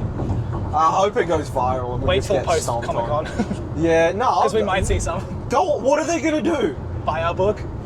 Yeah, that's fun. I'll bully them into it anyway. They're used to being bullied. That's what they deserve. Serendipity Road, yeah. Yeah, right. Well, how you feeling with all the driving and whatnot? Oh, driving's fine. Yeah, doing alright? Need to have a bite to eat soon because you had to eat for the day. And you want me to pull out the snacks from the central... The food hole, as I call it. I will pull it out later. I won't do that while we are recording because I don't want to be making crinkly noises and all that sort of shit. That's true. I do somewhat care about... I don't. The Not production. For this one. No one, at least for the next few years, is listening to this piece of audio. Not until there's freaks that actually like us a lot and want to see all the stuff that we're doing. Look, he's asking would you like to take a break? Nah. Yeah. Yeah. Not until then. That's when we'll get people listening to this bit of audio. And if you're here, congratulations. Well done. You found it. And thank you. Yeah. Yeah. Cheers. Don't know what you get out of this, but insight? Yeah, no, that's what it's all about. I mean, comic recommendation. If you haven't read Blackest Night, do it. Yeah, it's worth it. Yeah. I may soon be selling a Blackest Night omnibus because I didn't realise it was in the Jeff John omnibus. It was in. It doubles up. Yeah. Oh, you've got a double up. Yeah, you could sell it. I don't know. What else could you do? Signed by me, $1,000. Signed by you is incredible. Funding the book. Signing someone else's work is so beast. Yeah. So beast. Oh, I've got to make some reason to claim it more expensive than it should be. Are you going to change your signature at all? I don't like... I'm going to sign a... Yours is janky, isn't it? It's janky as shit. Yeah. I was coming up with ideas. Maybe like a little symbol thing. I don't know. Like, I'll see if I can write it down on my notes. I'm not going to give it as a spoiler to you freaks. I'll just go into my notes app that just has so many different things in it. Let's have a look. I was thinking something weird like that, like a runic symbol type thing. For what? Don't know. Just... when I was in Stratty, I picked up a shell. Yeah. Along with the rocks and the driftwood that I gifted you. That's what I'm thinking. Okay. I don't know. Interesting. What if we both did that? This is just the math brain for me. It looks like a mathematical symbol. Why not? And then you can hit it with like a hand sign too. And then you could pretend it means something. I don't know. And then we give it like mad meaning. And you know what we could do? This could be a really fun thing to do. Yeah. Where, because obviously this is an hour and a half into a 4-hour podcast, right? Nobody's going to watch this. This could be the reveal right here that all of it means nothing, but we could pretend that it's some secret lore. Oh, yeah, sorry. With the shell, I want to scan it because the natural formation it has on it looks like a runic language. And I'm genuinely thinking of using it for something to do with... What if someone already carved into it? I don't think it's carved. I think it's natural. Genuinely natural. Which well, why didn't you send me a photo of this? Because I forgot to. Screw you. No, but it genuinely looks like an alien language. Do it. Do it. We can incorporate it as a little Easter egg. That could be fun. Yeah. Yeah, I thought... So that thing, right? You did it as a hand sign, right? Yeah. It looks like that, right? Can you imagine we just, like, anytime someone takes a photo with us, just like, got one of these or something like that. Everyone's like, what does it mean? I mean, like, we've already got a symbol, so it's whether we add a second, the X. Oh, yeah, no, that's for that. But I'm talking, like, a layer to it. Yeah. Right? Just to confuse people. They're like, oh, why do you do that? And we just act real mystic about it. It's like it's about something bigger or something like that. We pretend this is something to come. No. Just it's a part of the bigger picture. Is all we just reference it as, right? So that's our signature, right? And we throw up like some of these is whenever we're getting photos taken, all that sort of a thing. But the reveal is in this 4-hour podcast. It means nothing. I was going to say, well, the fact that it means nothing, or is it if you listen to the 4-hour podcast and come take a photo with us and do it too, we know you're a real one. Well, no, because I think people would start catching on and just doing it. You know what I mean? Because we're doing it. Yeah. And imagine if it started becoming like this, not a movement, but as in enough people were taking photos of it, that those photos were then seen and people started to wonder what the sign is, right? But then, and like we sign everything with that, right? People start theorizing something about, it kind of is like a 90 degrees bisected to 45 degree things or whatever, right?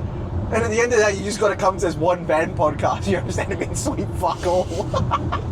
I think it looks cool. It's just, I don't know. I was literally just autistically like stimming basically one time in my office, and I went like this. And I'm like, oh, that's kind of cool. That was it. I was looking at a thing, and I did that. And I'm like, yeah, sick. Fire. Let's do that. Sure. And then we both signed it with the. It's a quick one as well. We can just like. We do have on our spin wheel a little teaser for those who actually care and are actually coming to the convention. We do have a signed book option. I think we do that.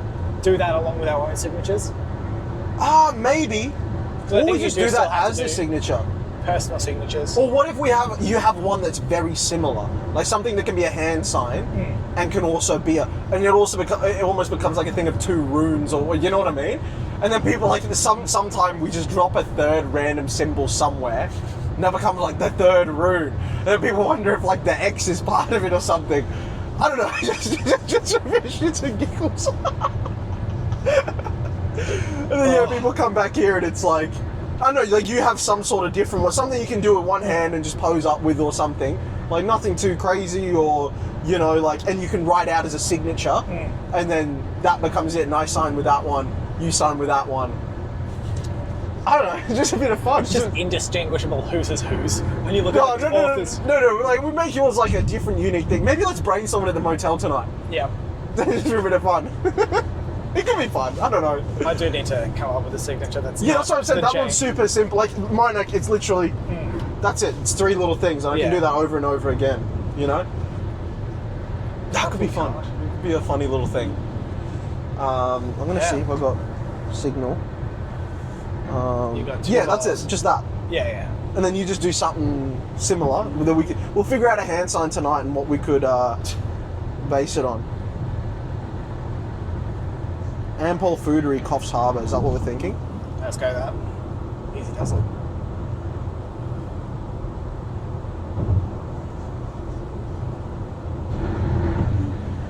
So what's that? An hour and a half. Continue straight. For Yeah, 1 it's hour literally an and exit 26 off this road. Yeah. So- I mean, it's all one straight road really to Sydney. No, I'm saying we don't even have to turn like a double turn. It's literally just off the side of this road. Yeah. So that's good. Oh no, actually I could probably. Alright, well, to not have too much dead air in this... Oh, who cares, mate, at this point? This one can have dead air, in all Fair honesty. enough. Doesn't really matter. But yeah, what were you thinking of? What was I thinking of? Fuck you. I don't know, man. Lost it. Yeah. You got anything for me? I don't know. I mean, the sun's come out. We kind of had a whole bunch of different seasons in this one. Yeah. You know, it's Melbourne. More seasons in one day. God, Melbourne sucks. Let's talk about other things that just suck, or bad, good or bad. You know, Melbourne kind of sucks. Yeah. It's just London, but worse. Not London, but better in the ways that London is bad. But it's just hipsters. I don't hate Melbourne. I'm not a fan. It's full of hipsters. I mean, you're a bit of a hipster. I'm a bit of a hipster, unfortunately. You're a little bit of a hipster. Yeah. I'm not. I don't know. Melbourne's just very. There's nothing Aussie about Melbourne. It's an interesting one because it does feel. I guess to me it's fairly Aussie because like it's Melbourne and Sydney are the 2 big ones for us, and they I feel Sydney inhabits Australian way more than Melbourne does. Which makes sense, it being the first settling. Yeah, Melbourne to me just literally feels like hipsterville. Like I don't know, it just feels like it does have that sort of almost like pretentious air to it. Yeah, but on top of that, it just doesn't feel very, I don't know, some Aussie good stuff there. like, I don't know. Yeah. I don't necessarily. Oh wow! I almost opened the door. Oh, that's good. Just trying to grab a water bottle. That's good. You should open the door and jump out. Seatbelt might stop me. Oh, yeah. We should drive with the doors open. Don't know. What else kind of sucks? What else can we rant about? What's been... What was I watching lately? There was something I was watching where... Oh, this isn't a sucks. This is just me thinking about a potential future podcast bit. Yeah. Let's just do it now. Well, I need to do more time on it because I need to actually watch the media that I need to for it. What is it? So I was looking through Amazon Prime the other day no shout outs, for something to watch. Yeah. And for some reason, I have a fascination or a love of the 2018 Robin Hood movie with guy from what's his face, Taron Egerton. Oh yeah, I haven't seen it. I did see that there was a. Did you see there was a TV show, and I'm pretty sure it was Robin with a Y. I haven't seen this, and it's set in a urban, futuristic sort of cyber. Oh my god, terrorists with a Y, hey? Yeah, Robin with a Y Hood. I'm pretty sure. That's great. So Robin Hood's a young black lady.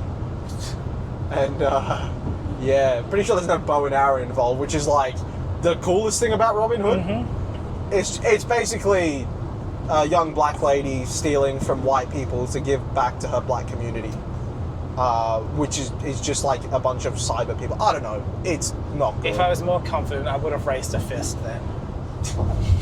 If the cameras were off, there's a lot of things we would have done. Was that a toll road or something? Don't know. Something. Oh, it's probably me swerving in the lanes a touch. Oh yeah. Look at that bridge. Yeah. But yeah, so rivers are high. Wow. In trying to find it, it was just floods through here. So trying to find it, you found what? Trying to find it, I couldn't find it on Prime. So woe is me, I didn't get to watch Robin Hood. Yeah, shame. But what I did find was 4 other Robin Hood movies. You're going to watch them all. Now... Is one of them the OG one, the really good one that I used to love? These are 4 low-budget ones that came out between 2019 and 2024. Yeah? That look incredibly bad. Yeah? And I am so keen to watch it. Yeah, right. It's... well, one of them you'll enjoy. It's, it's... I can't remember. Is it Mary Magdalene is the side character? Yes, yeah. It's her. It's her story. Wait. That's the lady from the Bible, isn't it? It's maybe Maid something. Yes. I'm pretty sure Mary Magdalene is from the Bible. It's something But, MM. Yes, I can't remember I know what who it you is. mean. Yeah. I know who you mean. The female side character in the Robin Hood story. Mr. Montgomery, that's who we'll go with, So there's one of her, Yeah. where she's the main hero, and Robin Hood's kind of a dweeb. Yeah. She seems to be doing everything, and he shoots like a couple arrows. So, very funny. Then we've got a couple. I wish I wrote down the names because I didn't plan to talk about this, but there's like Revenge of Robin Hood, where it just seems like he's wielding a sword, but he's also got a bow and arrow. Right. Okay. There's something like about Assault of Robin Hood, where it's him like assaulting a town or something like that, or being a town being assaulted and he's defending it. And there's one other one. It's just like, why are there Robin Hood movies being made still? Yeah. There are so many Robin Hood movies out there. I mean, it's a good story. Like, the story's fine. My school once did a play of it when I was in like the first years of like primary school. We once did a play. I don't remember what character I was. Tree. No. I was usually the leads. Okay. And stuff. Yeah, I was. I remember I was there was one play I remember I was the lead of, where it was like a reindeer Christmassy one. I'm not getting a good grip on this thing. I'm going to have to hand it over to the strong man. Yeah. Bosh. Thank you. It was like a reindeer-y type vibe.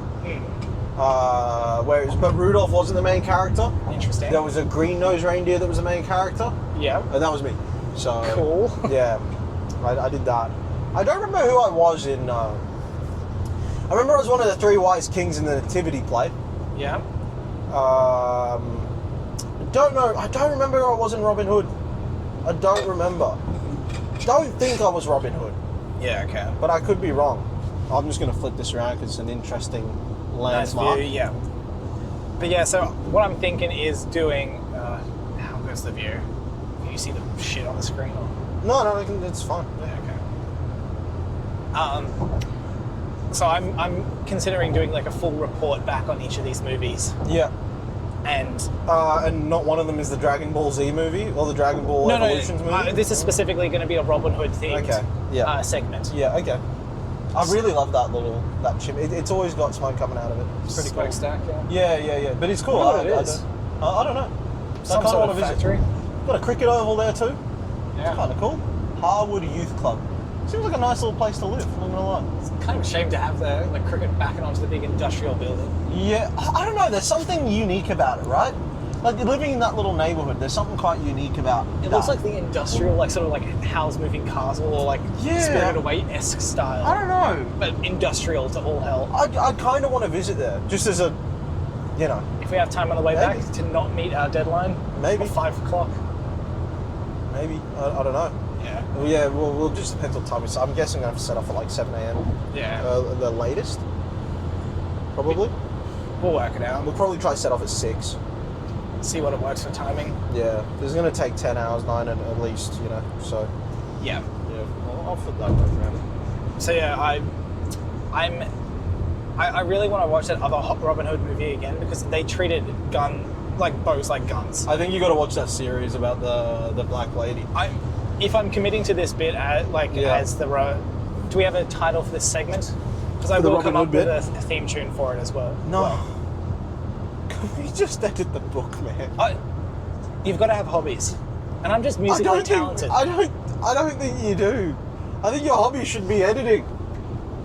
We've got to get books out, Sam. We will. We've got to get books out. I'm just committed to this bit.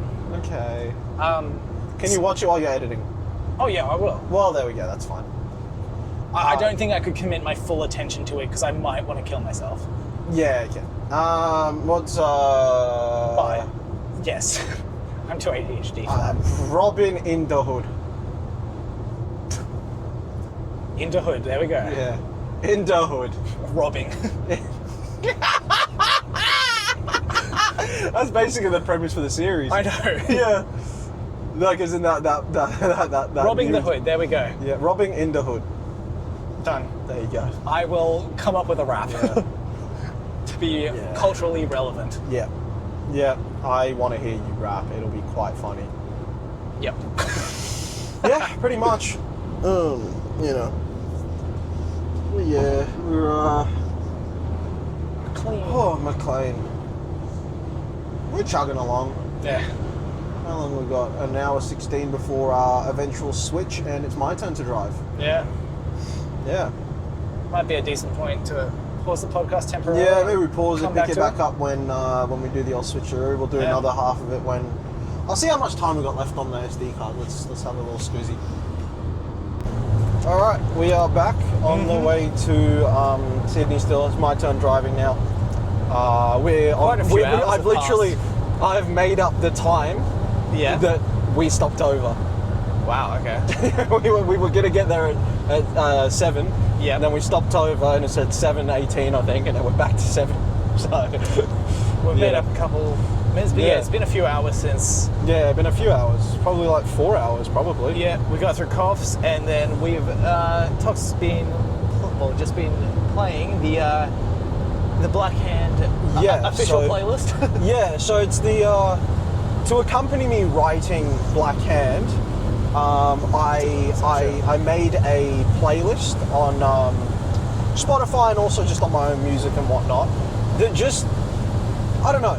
It doesn't exactly like mirror exactly what happened in the story, and it doesn't exactly match the flow of the story. But it's a series of emotions and different things and different vibes and all that helped me to write it, and in a cohesive way, so that it feels like one album or one playlist. That's the first thing I'll ask you, because I've just played it for Sam. It's 2 hours long. Did any of it feel jarring, or did it feel like it flowed? Like it was because there were times where we were bordering on metal, and there were times where we're deep into like soulful blues, sort of real slow stuff. Well, let me just preface all of this with, this is a mostly, country. Mostly, yeah. album. It's probably your first foray into big time like country I've listened to the stuff. odd bit of country, but you haven't. Not super my jam, but it's So this is also with minimal country knowledge. Yes, this is me going into this. Yeah, definitely. And yes, there is a fair range of stuff going in there. Yeah. We got the pop, we got the almost metal, we got some other bluesy stuff going on. Yeah. Did it feel a little like it? Did it feel the way it feels to me in that it told a story, not necessarily in the lyrics or the songs linking together, but in the sort of rise, fall, mini rise again, fall again sort of. I mean, I've taken notes through this whole thing, so which we'll be discussing. Yeah. But just overall, did it feel like that, or were there times where you're like, oh, that's a change? Or I felt like I could feel the building up to like an action piece. Yeah. The falling back down. Yeah. And then I don't think I got the full build up at the end, which I'm sort of expecting. Yeah. That could have been intentional. Yeah. I'm not fully across everything that's happening in the story. Of course. Again, this is just what I used. This is just an insight for me to show you what I used to write our story. That's pretty much it. This is just what I used to write it. So go on. Do you want to talk about it? Yeah, mate. You tell me what you think. Okay. Now, apologies if I stumble over some stuff. I've been writing in chicken scratch, and it doesn't help when the car bounces. Of course. All right, we start off with Wild Dog. Yes. I haven't written by who any of these are by. Yes, so Wild Dog's by Coulter Wall. Okay. Yeah. My notes I've got feels melancholic. Yep. Which seems strange for an opening song in relation to story. Yep. Now, I do sort of know what happens in the prologue to the story. Yeah. And I think this is in reference to that, so it makes sense. Yes. Yeah. Some of them do really match up with some of the things. Other things are just like, there are some songs which just link two others together because I wanted to have that cohesive feel. Okay. But there are some songs where it's like literally, that is how I planned it in my head. I think that's one of them. Yeah. The song, I said it feels melancholic at the start, but towards the end it sort of felt happier or jovial. That was the other thing I picked up with that. And I won't go too much into prologue spoiler stuff. So No. Won't worry about. I think just to talk about it without going into very much spoilers. Yeah. Although I mean, we probably could. It's not as if it was here yet. The book's going to be out by the time anyone sees any of this. Yeah. But and it's just prologue. Yeah, going into that, I wanted it to get across not just the sort of, again, the heaviness of what happens in it, the wildness, the sort of mania. But the thing that I like about that song is, I mean, look, there's drug use in the opening in the prologue. Yeah. And I think that part where the guitar riff sort of comes out and it does take that bit of a turn, to me in my head it sort of plays out a bit of that. It turns from the sort of heavier stuff into the more, I don't know, the feelings and the emotions of when they take that sort of psychedelic stuff to bring them back down. And you know, that's just kind of what it does for me. Because drugs are going to play a important part of this story. So yes, in a few ways. Yes. Yeah, definitely. All right, jumping around. No Glory in the West by Orville Peck. Yep. This, I say now, I'm not very good with eras of music. Yes. But it feels like old music. Which I know Orville Peck's new. Yes, yeah. It was released in like 2018, 2019, something, maybe even later. Yeah. Now, I could be entirely getting my eras wrong, but I've said it feels like 50s music. Yeah, okay, that's fair. Just how it's sung. Yeah. It feels like it's that black and white TV. Yeah, okay. Feel Interesting. of like dancing and such to an extent. Interesting. Because and again, that's the thing about the fun part of it. Yeah. Because that's not what I go to with that song. Yeah. With me, I go to more the sort of trudging cowboy through the, like, you know, I suppose, even in the wintertime, sort of trudging through the sort of the snowy mountains type thing. That's the kind of vibe that I get from that. But I think something else I probably should mention when I'm going into these, I'm trying not to listen to the lyrics to influence what's happening. No, that's fair. I'm just going by the feel of it. I get that sort of trudginess, that sort of... This is me trying to inspect that feel. Yeah, of course, that's great. And dissecting some of those elements. Yeah, and that's sort of what I got. Yeah. It also did feel like an MC intro, like the main character intro, but not necessarily the perfect hero. Yeah, that's the sort of there's no glory in the West. It's sort of in the name. Yeah. It's not a perfect hero. Maybe I wrote maybe the reluctant hero, less than the less perfect hero. Yep. Then we got Our Mother the Mountain. Yes, by Townes Van Zandt. This one confused me a little. Yeah, I couldn't really tell as much what this was going towards. Interesting. This felt like a love song to me, but it's talking about family, so I couldn't. I guess you can have familial love, but it's... no, like to me, there's I think it's one of those ones where there's a strong theme that running throughout this of a place of home and a sense of home at a place and a connection to a place, and that's how I want the main character to I want them to have emotions towards the place. Yeah. So a lot, like there are songs in there, like the ones later on, that do sort of And by the way, just so you know, it's on Spotify. Link that you can find on any of our socials. No, it's in any of the socials. If you go to any of our socials, the link in bio thing, it's got the link tree. One of them's to a Spotify. You'll find it there. And in this video description, he will link to Spotify. There's not a chance. Yes, I don't do that. I'm not a coward. What else did I put?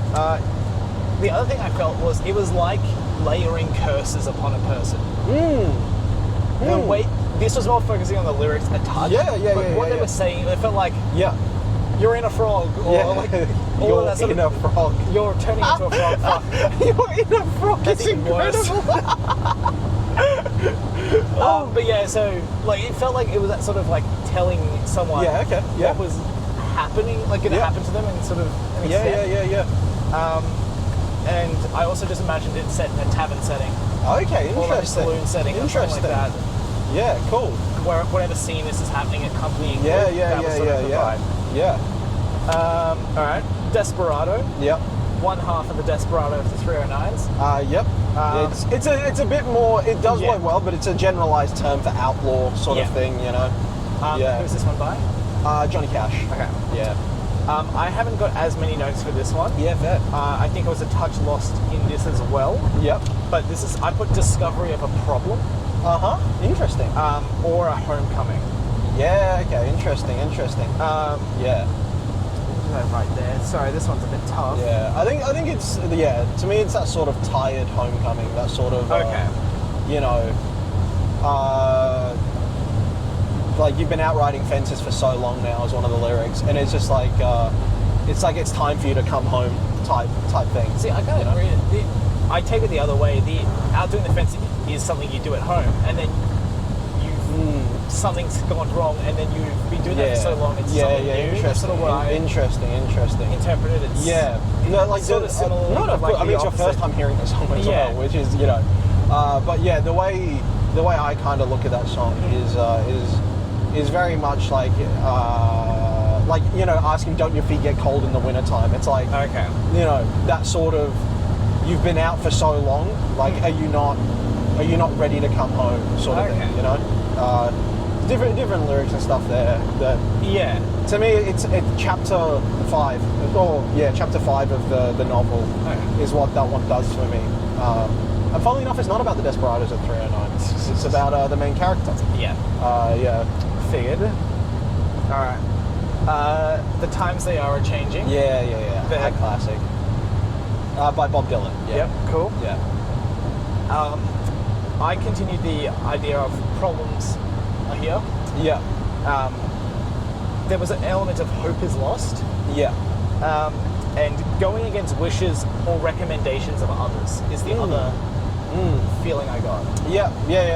I mean, that's kind of what it is. It's move on with the times type song. Yeah. You know? Yeah, absolutely. But not necessarily everyone wants to. No, exactly. Yeah. Well, that's who it's addressing. Is those. I mean, Bob Dylan was a bit of a progressivist in ways. I mean, we both know it's the opening to Watchmen, right? Yeah. Yeah, and that's an amazing opening. Yeah. Really, really good. But yeah, that's All right, then we got Live in Fear. Oh yeah. So that's the theme of Bray Wyatt, a wrestler, who unfortunately passed away. But he's I don't know. I just like the sound of the song. Do you know who sings it? Actually, no.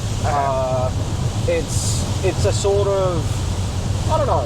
It's, what did it make you feel? Because this is a purely feeling one, like, you know. So for some of these, I've noted like things that I liked, like the sound of it specifically. Yeah. So the heavy booming start. I've noted down.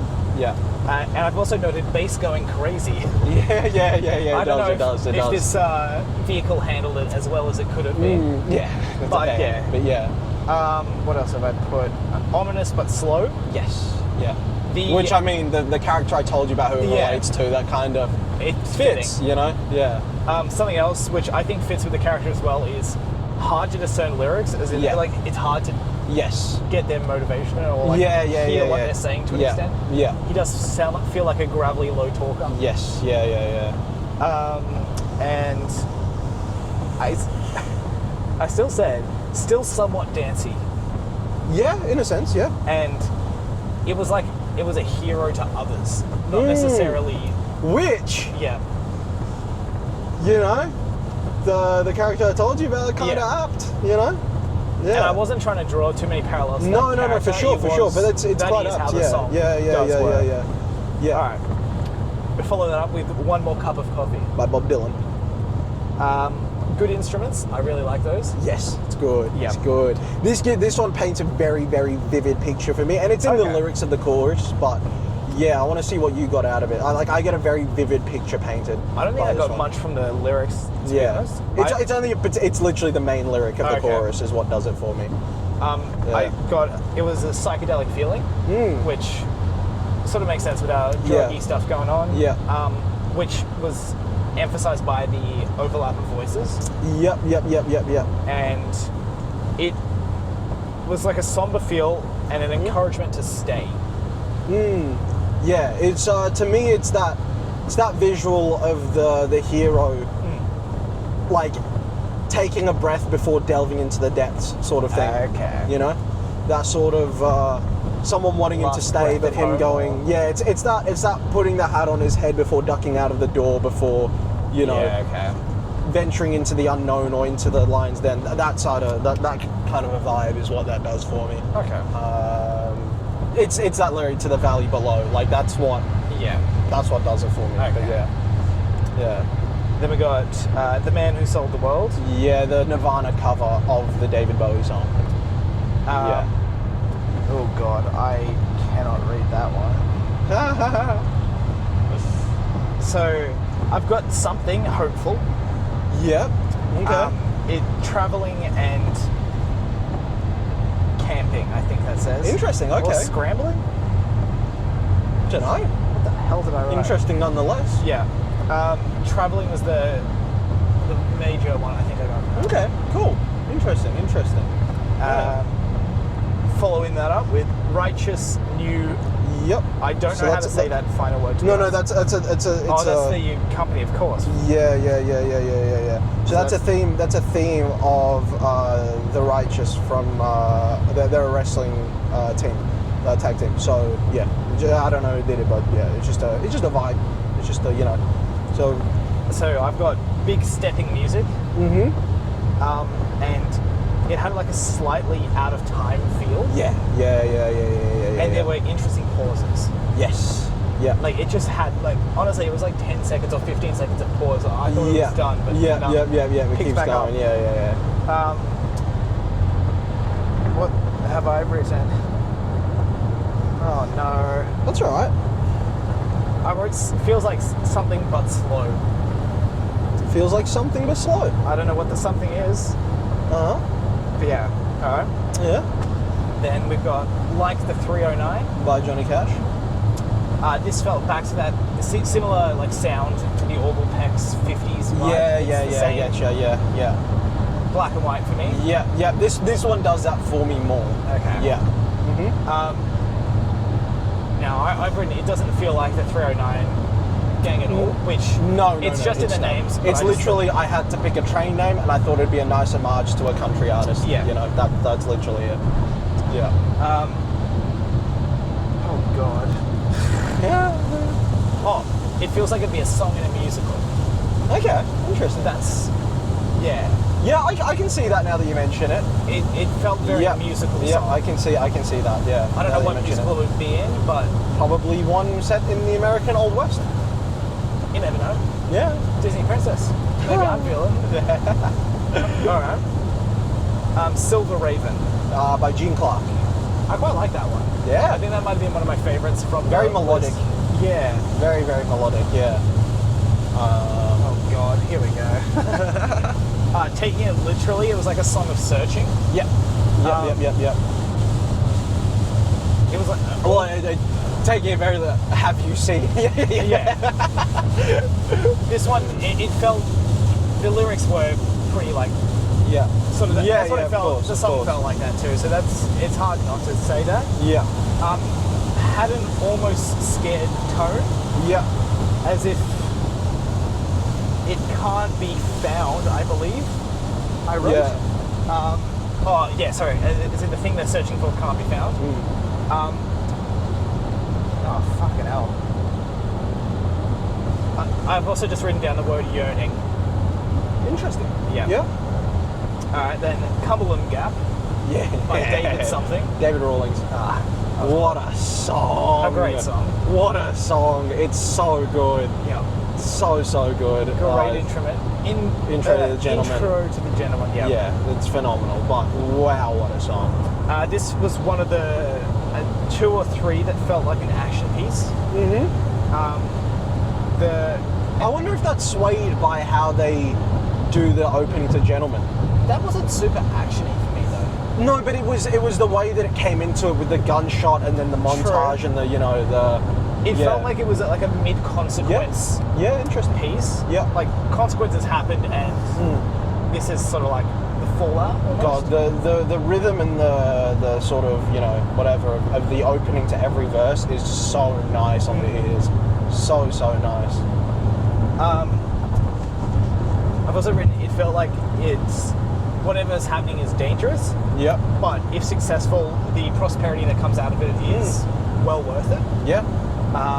And firefight, trials and tribulations, that sort of stuff. That's just the vibe. Nice. We got Sleeping on the Blacktop. Yeah, by Coulter Wall. This was eerie, resonating, had interesting silences. Yeah. And it felt like it was a moment of planning. Interesting. Yeah, I can see that. Yeah. Nice. Yeah.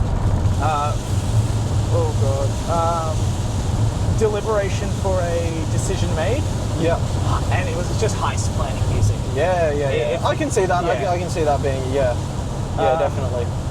I also quite like that one. I've written good. Yeah, fair enough. It's a good song. We follow that up with Midnight Ride. Yeah, by Orville Peck. Very poppy. Yeah. Great heavy drum beat. Yeah. This feels like a team up. Galloping. Yes. Yeah. This is a team up moment. Okay, that's not what it was for me at all. Interesting. But this team up, now this one is the way the team up feels. Yeah. This might just be influenced by how it's sung a bit. Yeah. It either feels flirtatious or angry. Yeah. Okay. Or like interesting. A team up built out of flirtation or anger. It's like a weird sort of dynamic. Okay. See, for me, it was a chase. Okay. I literally wrote a chase scene. Yeah. Of the main character, especially fleeing. Okay. Like the main character fleeing with heavy consequences behind him. Okay. That was the scene that I wrote. So an action scene. Do you wanna pause your recording? We'll have a pause there. We're receiving a call. All right, we're back. Yep. So to finish off Midnight Ride. Yeah. I think similar to how you ended a chase scene, I've got finality or freedom at last as something, which sort of... Oh, see, mine was the chase scene beginning.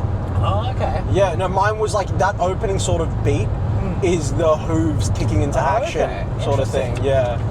And then when it gets to the final chorus, it's where the one being chased in the story turns around and takes action before continuing the fleeing sort of thing. Interesting. Yeah. All right. That takes us to Ghost Town Triumph. Oh, yeah. That's Hangman's theme. Hangman Adam Page's theme. Yeah.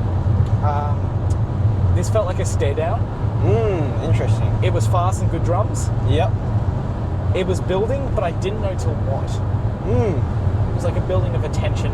Okay. But I couldn't work out, like, how it felt towards. See, Ghost Town Triumph is for me literally Triumph, but I also might be swayed by what it's used for. Okay. So I have, very fond memories of, wrestling and that, where that music's played at the end of a match or something. I'm definitely probably swayed by that, but yeah. Yeah, right. But actually, thinking about the Weights later, I can picture it the way you're saying, the tension kind of thing. I can see that. Yeah. Okay.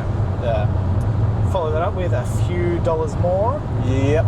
The main theme from that movie. It's wonderful. This also felt like a build-up. Yeah. Climactic. Yeah. Steps. The step and shoot. Sort of like turn on the back. Spin around. Like a jewel. Yeah. Classic. High noon type vibe. Tension. Yeah. It feels a bit jiggy at the same time. Yeah, okay, I get you. Do a little jig to that. Yeah. And whistle heavy. Yeah, very.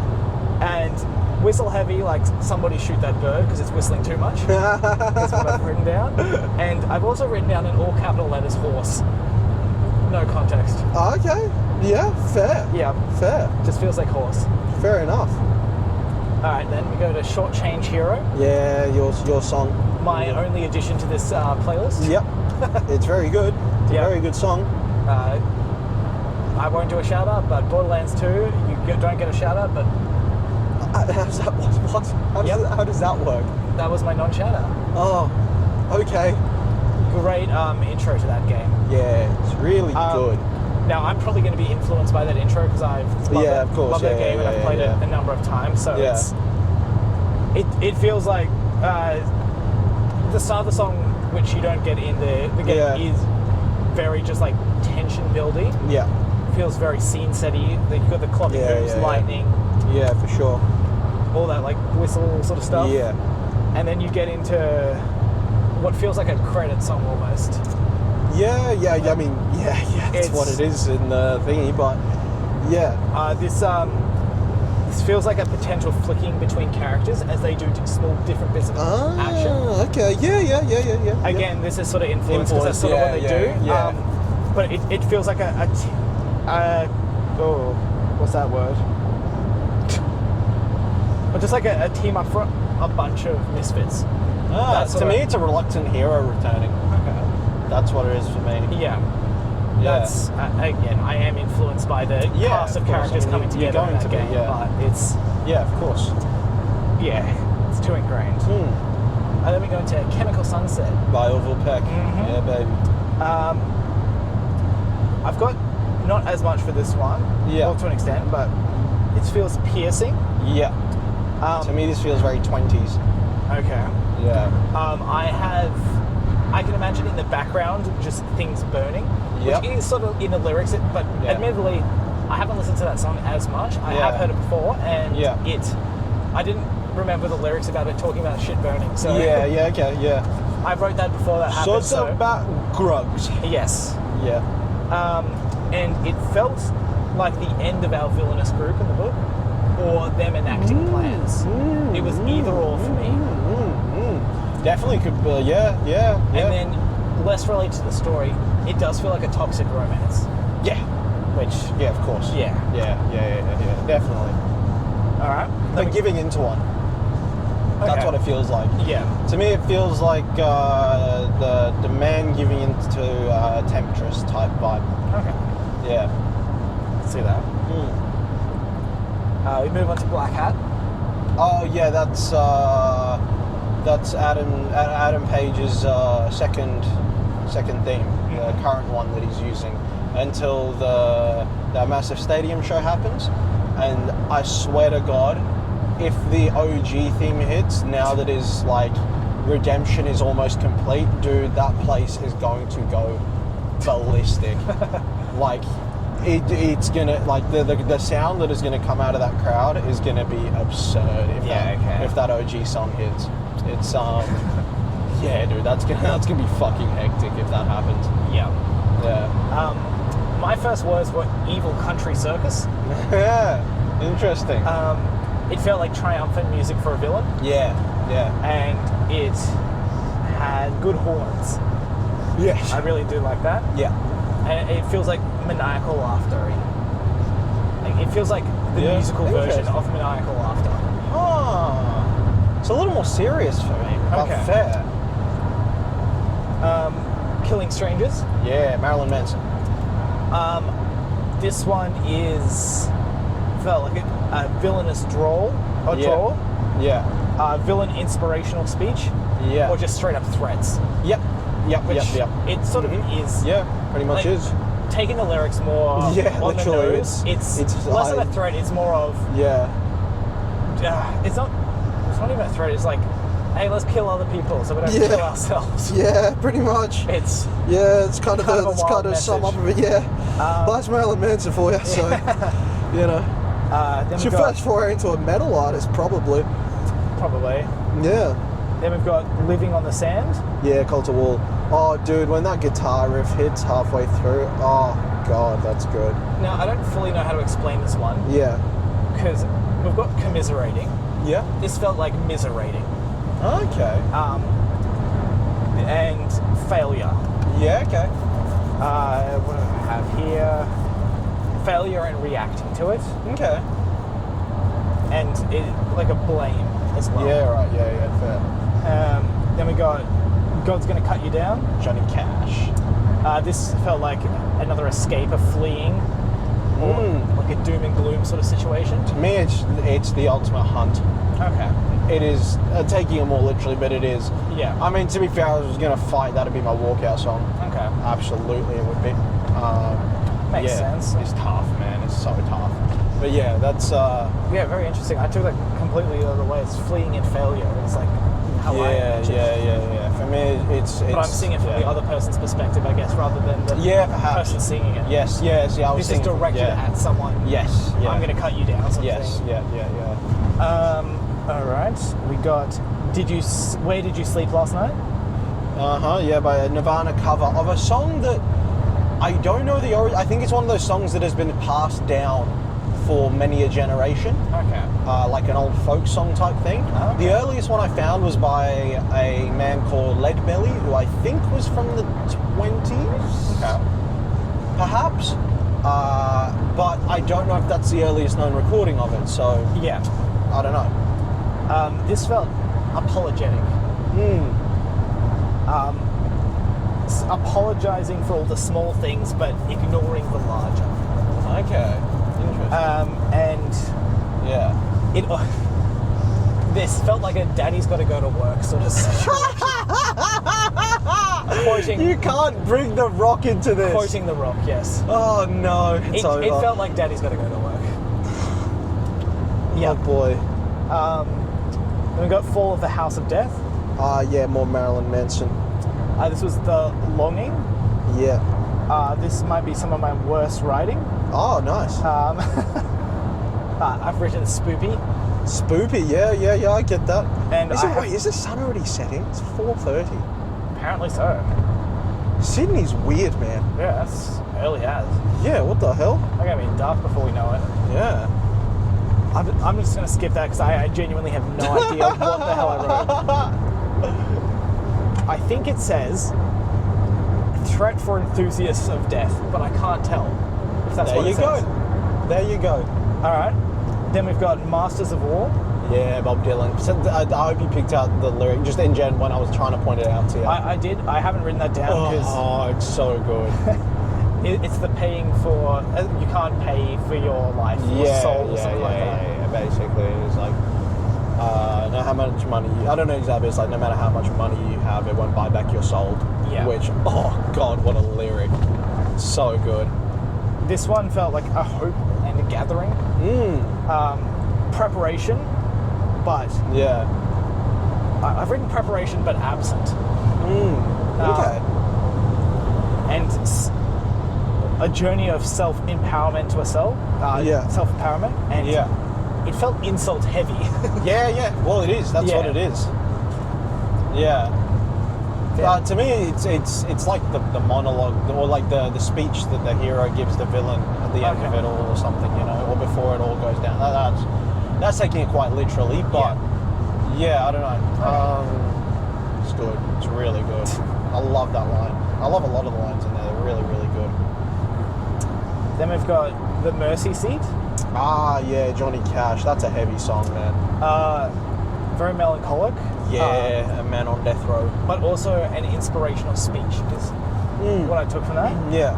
Second chances and some more terrible writing. Yeah. A betrayal. Yeah. It's just the welcoming of death at the end of it all, I suppose. Then we got Snake Mountain Blues by Coulter Hall. Yes. Yeah. Oh God, that's even worse. Let's go. Oh no. All right, next song. Under the Bridge. Yeah, Red Hot Chili Peppers. Recovering. Oh goodness, I've gotten worse at my writing as we went. Oh God. All right, we'll skip that. It's one of those ones. It's just a love for a city, Oh, look at that sunset. It was. Nice. The main thing I got from that was moving forward. Yeah, I get that. I can. Yeah. Wow, the river's high. I don't know if it's meant to be that high, or if those are trees, or no, those are mangrove trees. The mangroves. Okay, that's fine. All right. Then John Barleycorn Must Die. Yeah, by Traffic. This felt another song of traveling. Yeah. Okay. With blossoms of happiness. Yeah, interesting. It's about killing a dude. And also, it's in the name. Yeah. Also, John Barleycorn is just a funny name. It is. It is. It also felt like a fireside jig. Yeah, I can see that. And we got Streets of Laredo. Yeah, Johnny Cash. It was like a somber seeing destruction. Yeah, interesting. Slow storytelling of action, but it felt way more lighthearted than it should have been, in my opinion. Is in the feel of the song? How it was sung, maybe, more than anything. It was just like so casually talked, where it was like pretty hectic stuff he was talking about, which I think didn't sit necessarily as...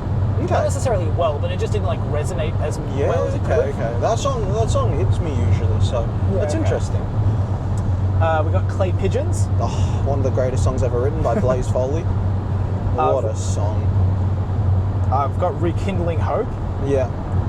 Somberment, Moving Forward, and Self-Acceptance. Yeah, pretty much. I mean, that's kind of what the song's about. Yeah. But it's, what a song, dude. The lyrics of it, God, it's so... Yeah, that's an amazing song. Amazing song. It's up there, top 3 of all time for me. Yeah. We got Hexy Mountain. Yeah, by Orville Peck. It felt like a bringing back to reality. Yeah, okay. Almost a Quiet Before the Storm. Interesting. Longing for Home. Yeah, I see that. And I wrote Mother Plucker, but only because of how much the guitar was plucked. Oh, right, okay. Yeah, I'm glad I remembered what I did by that. Interesting. And then we got... This fella next to us is having a good time. He's been going up and back and up and back, and now he's taken over. I don't know what's going on. Then we've got Take Me Home Country Road. Yeah, classic. Sung by? John Denver. I mean, this one most people know about, but it's just like appreciating what is yours, a longing for home, moving on. Yeah. That's... And then finishing it off with Blue, I believe it's called. Yeah, by the Book Club. So that's not actually a singer. Okay. That's just a schizophrenic YouTuber. Interesting. That occasionally makes songs and occasionally reviews philosophy books, and then disappeared for a few months during COVID and walked from Leeds to the Pyramids of Giza. And then shaved the middle of his head and walked around with a monk haircut for a while. Made a song about a fella called Gordon Benson, who was the 13th best triathlete in the world and does adverts for rice pudding, and he made a song about that. Interesting. And that was how we discovered that this guy went to the same school as me in England. And he's just on a lot of drugs, and his videos are the most psychedelic, insane shit you've ever seen. Okay. Nonsensical, but makes sense, but they don't. He's been naked on YouTube multiple times. Okay. But he's also written probably one of the heaviest songs about loss ever. So, it's about losing a father is what it is, and it's... I do have the word father written down. Mourning, loss. There is an undertone of positivity among the sadness. Well, I mean, there's the I'm glad he's gone. And I really like the switching of voice. It had a very gravelly and not gravelly.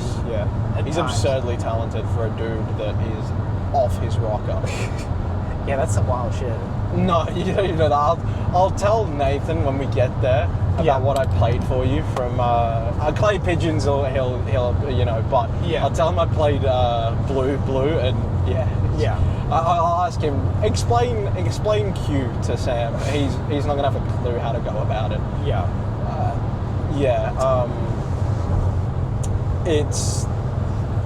The dude's unhinged. He reviews philosophy books, but then doesn't talk about them at all, just screams and goes in manic episodes, and then is naked a lot of psychedelic imagery, a lot of unhinged imagery. I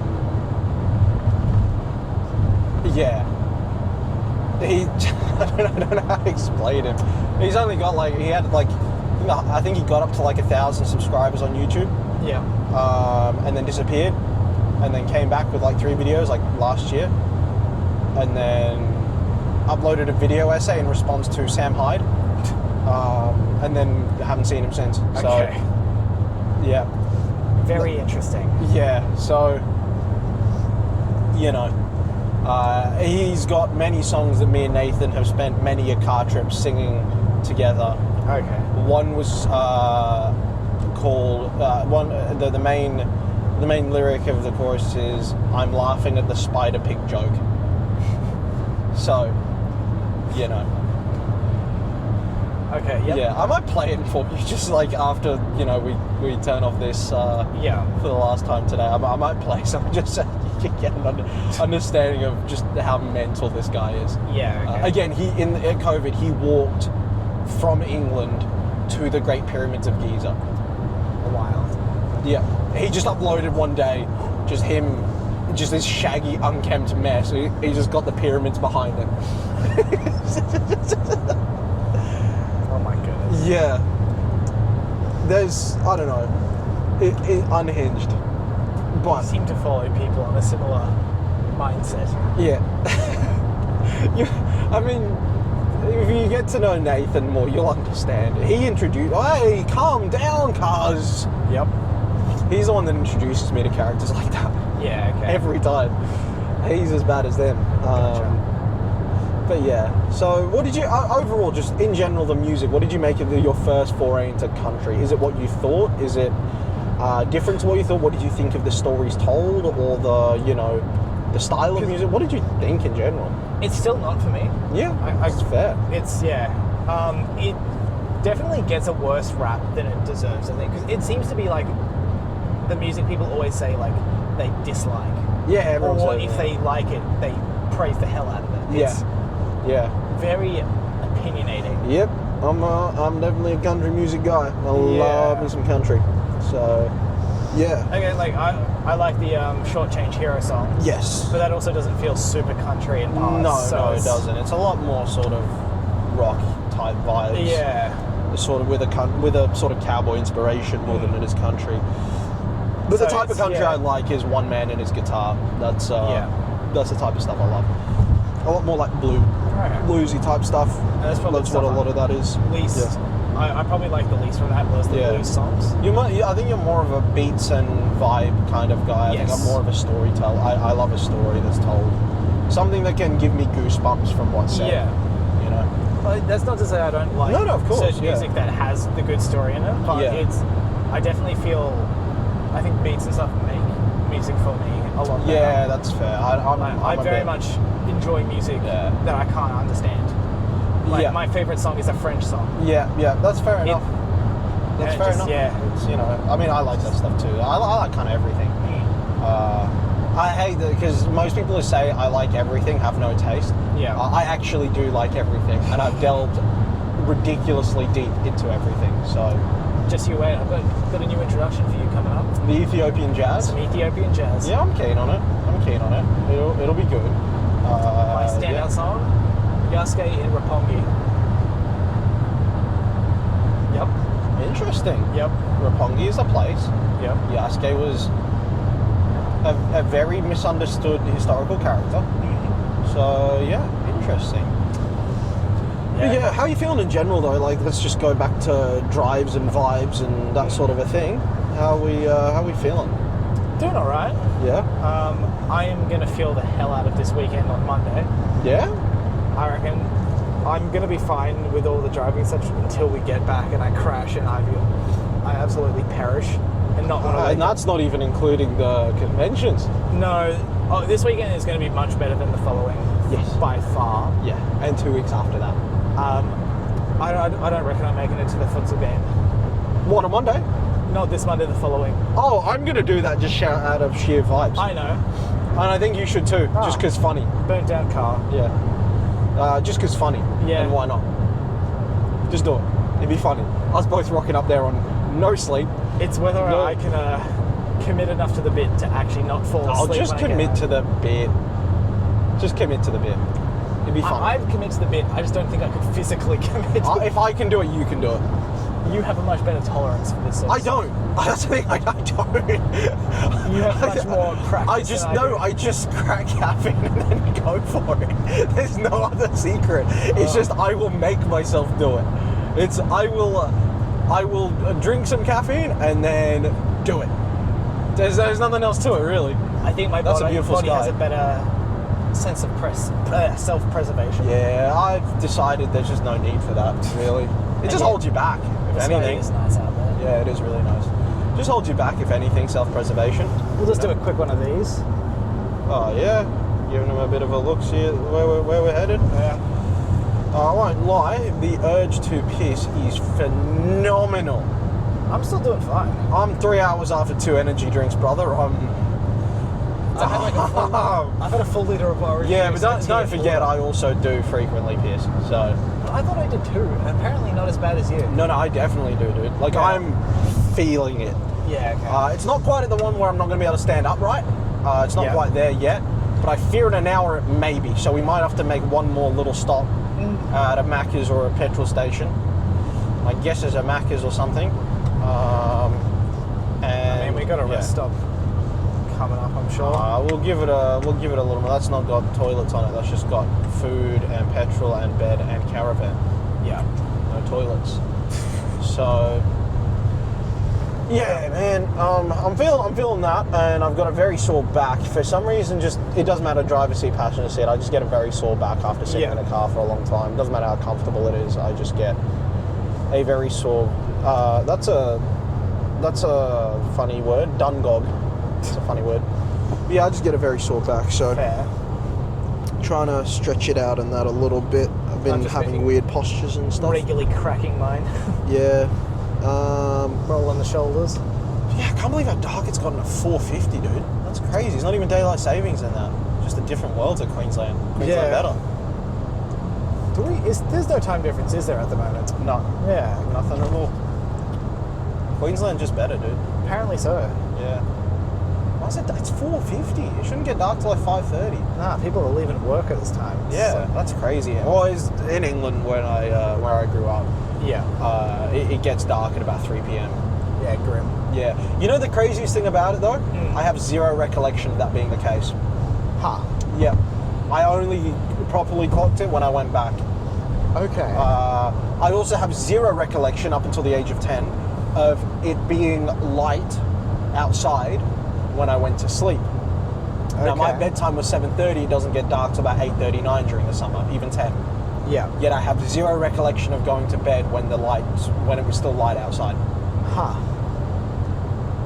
Don't know how that works, and I have a good memory of a lot of things. I can remember things from way back about those times, about those days. I just have zero recollection of the time, like of going to bed when it's light. Yeah. And of it getting dark as early as I can remember like 5 or 4, not 3 o'clock, which it was getting dark at like 3 o'clock when I went back. Just as a crazy Sam transition. Speaking about England, did you see the sign, the graffiti back there? No, what is that? Time to unite. Time to unite. Yeah, they're talking about your team, buddy. Oh, the Jumanji Reds. Again, that's a reference for me, you, and Nathan, and they'll enjoy it. Yep. Me, you, and Nathan. Oh, this is a fun bit of. Oh, this would be so good in my car. This bit of road. This must be very new. Yeah, this would be a lot of fun. Mid-construction. Whoa! Ooh, fuck you up. Veering a bit. Whoa! No wonder. 70. Not 110. No. Yeah. Apparently not. Oh, look at the birds. Oh, they're getting that view. Yeah, that's a very beautiful I also view. saw you veer. Yeah. Good fun. Yep. Bit of sideways action. Of course. They probably should have put the speed sign a little earlier than the curve. I'm sure they did and we just missed it. Maybe, I don't know. I would say you'd watch back the footage, but you're not going to do that until it's posted. Until it's posted, then I'll watch it. I enjoy our videos. I think they're quite entertaining. Mm-hmm.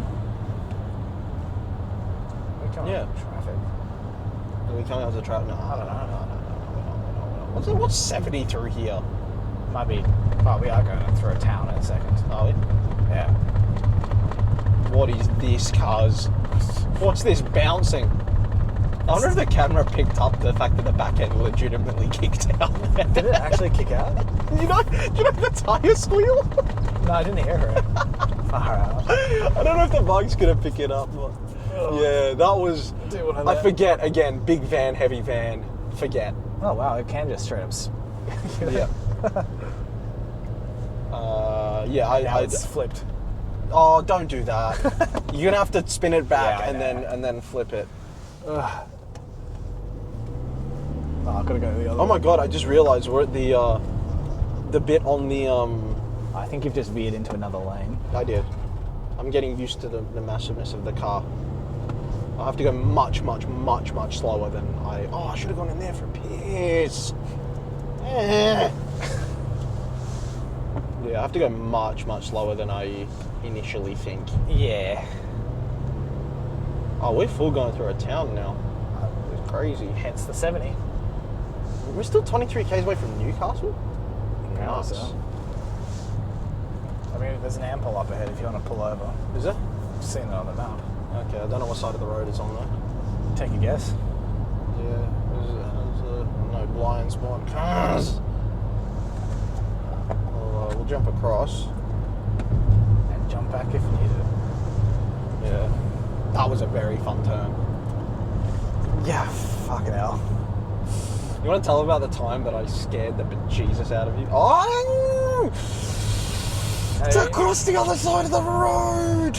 It also looks closed even though it's 5 p.m. Yeah. It probably isn't. It No, just it's looks not. it. I also don't know if those ones will have bathrooms because they're That's not fair. on highways and that. But that will. That certainly will. Well, that'll be Yeah, should we just call an end to the van podcast now? Yep. We'll just vibe for the rest of it. Alright. Yeah, I mean, we'll do another one tomorrow. Yeah. Tomorrow's going to be an emergency one though, so Yeah. yeah, you'll never know when it's going to come out. Neither will we. No, we will not. I hope. Anyway, Yeah. we'll float you later. Yeah, go on. All right, catch you guys later. I mean, I hope you enjoyed that. You didn't, but like, hope you did. Float you later.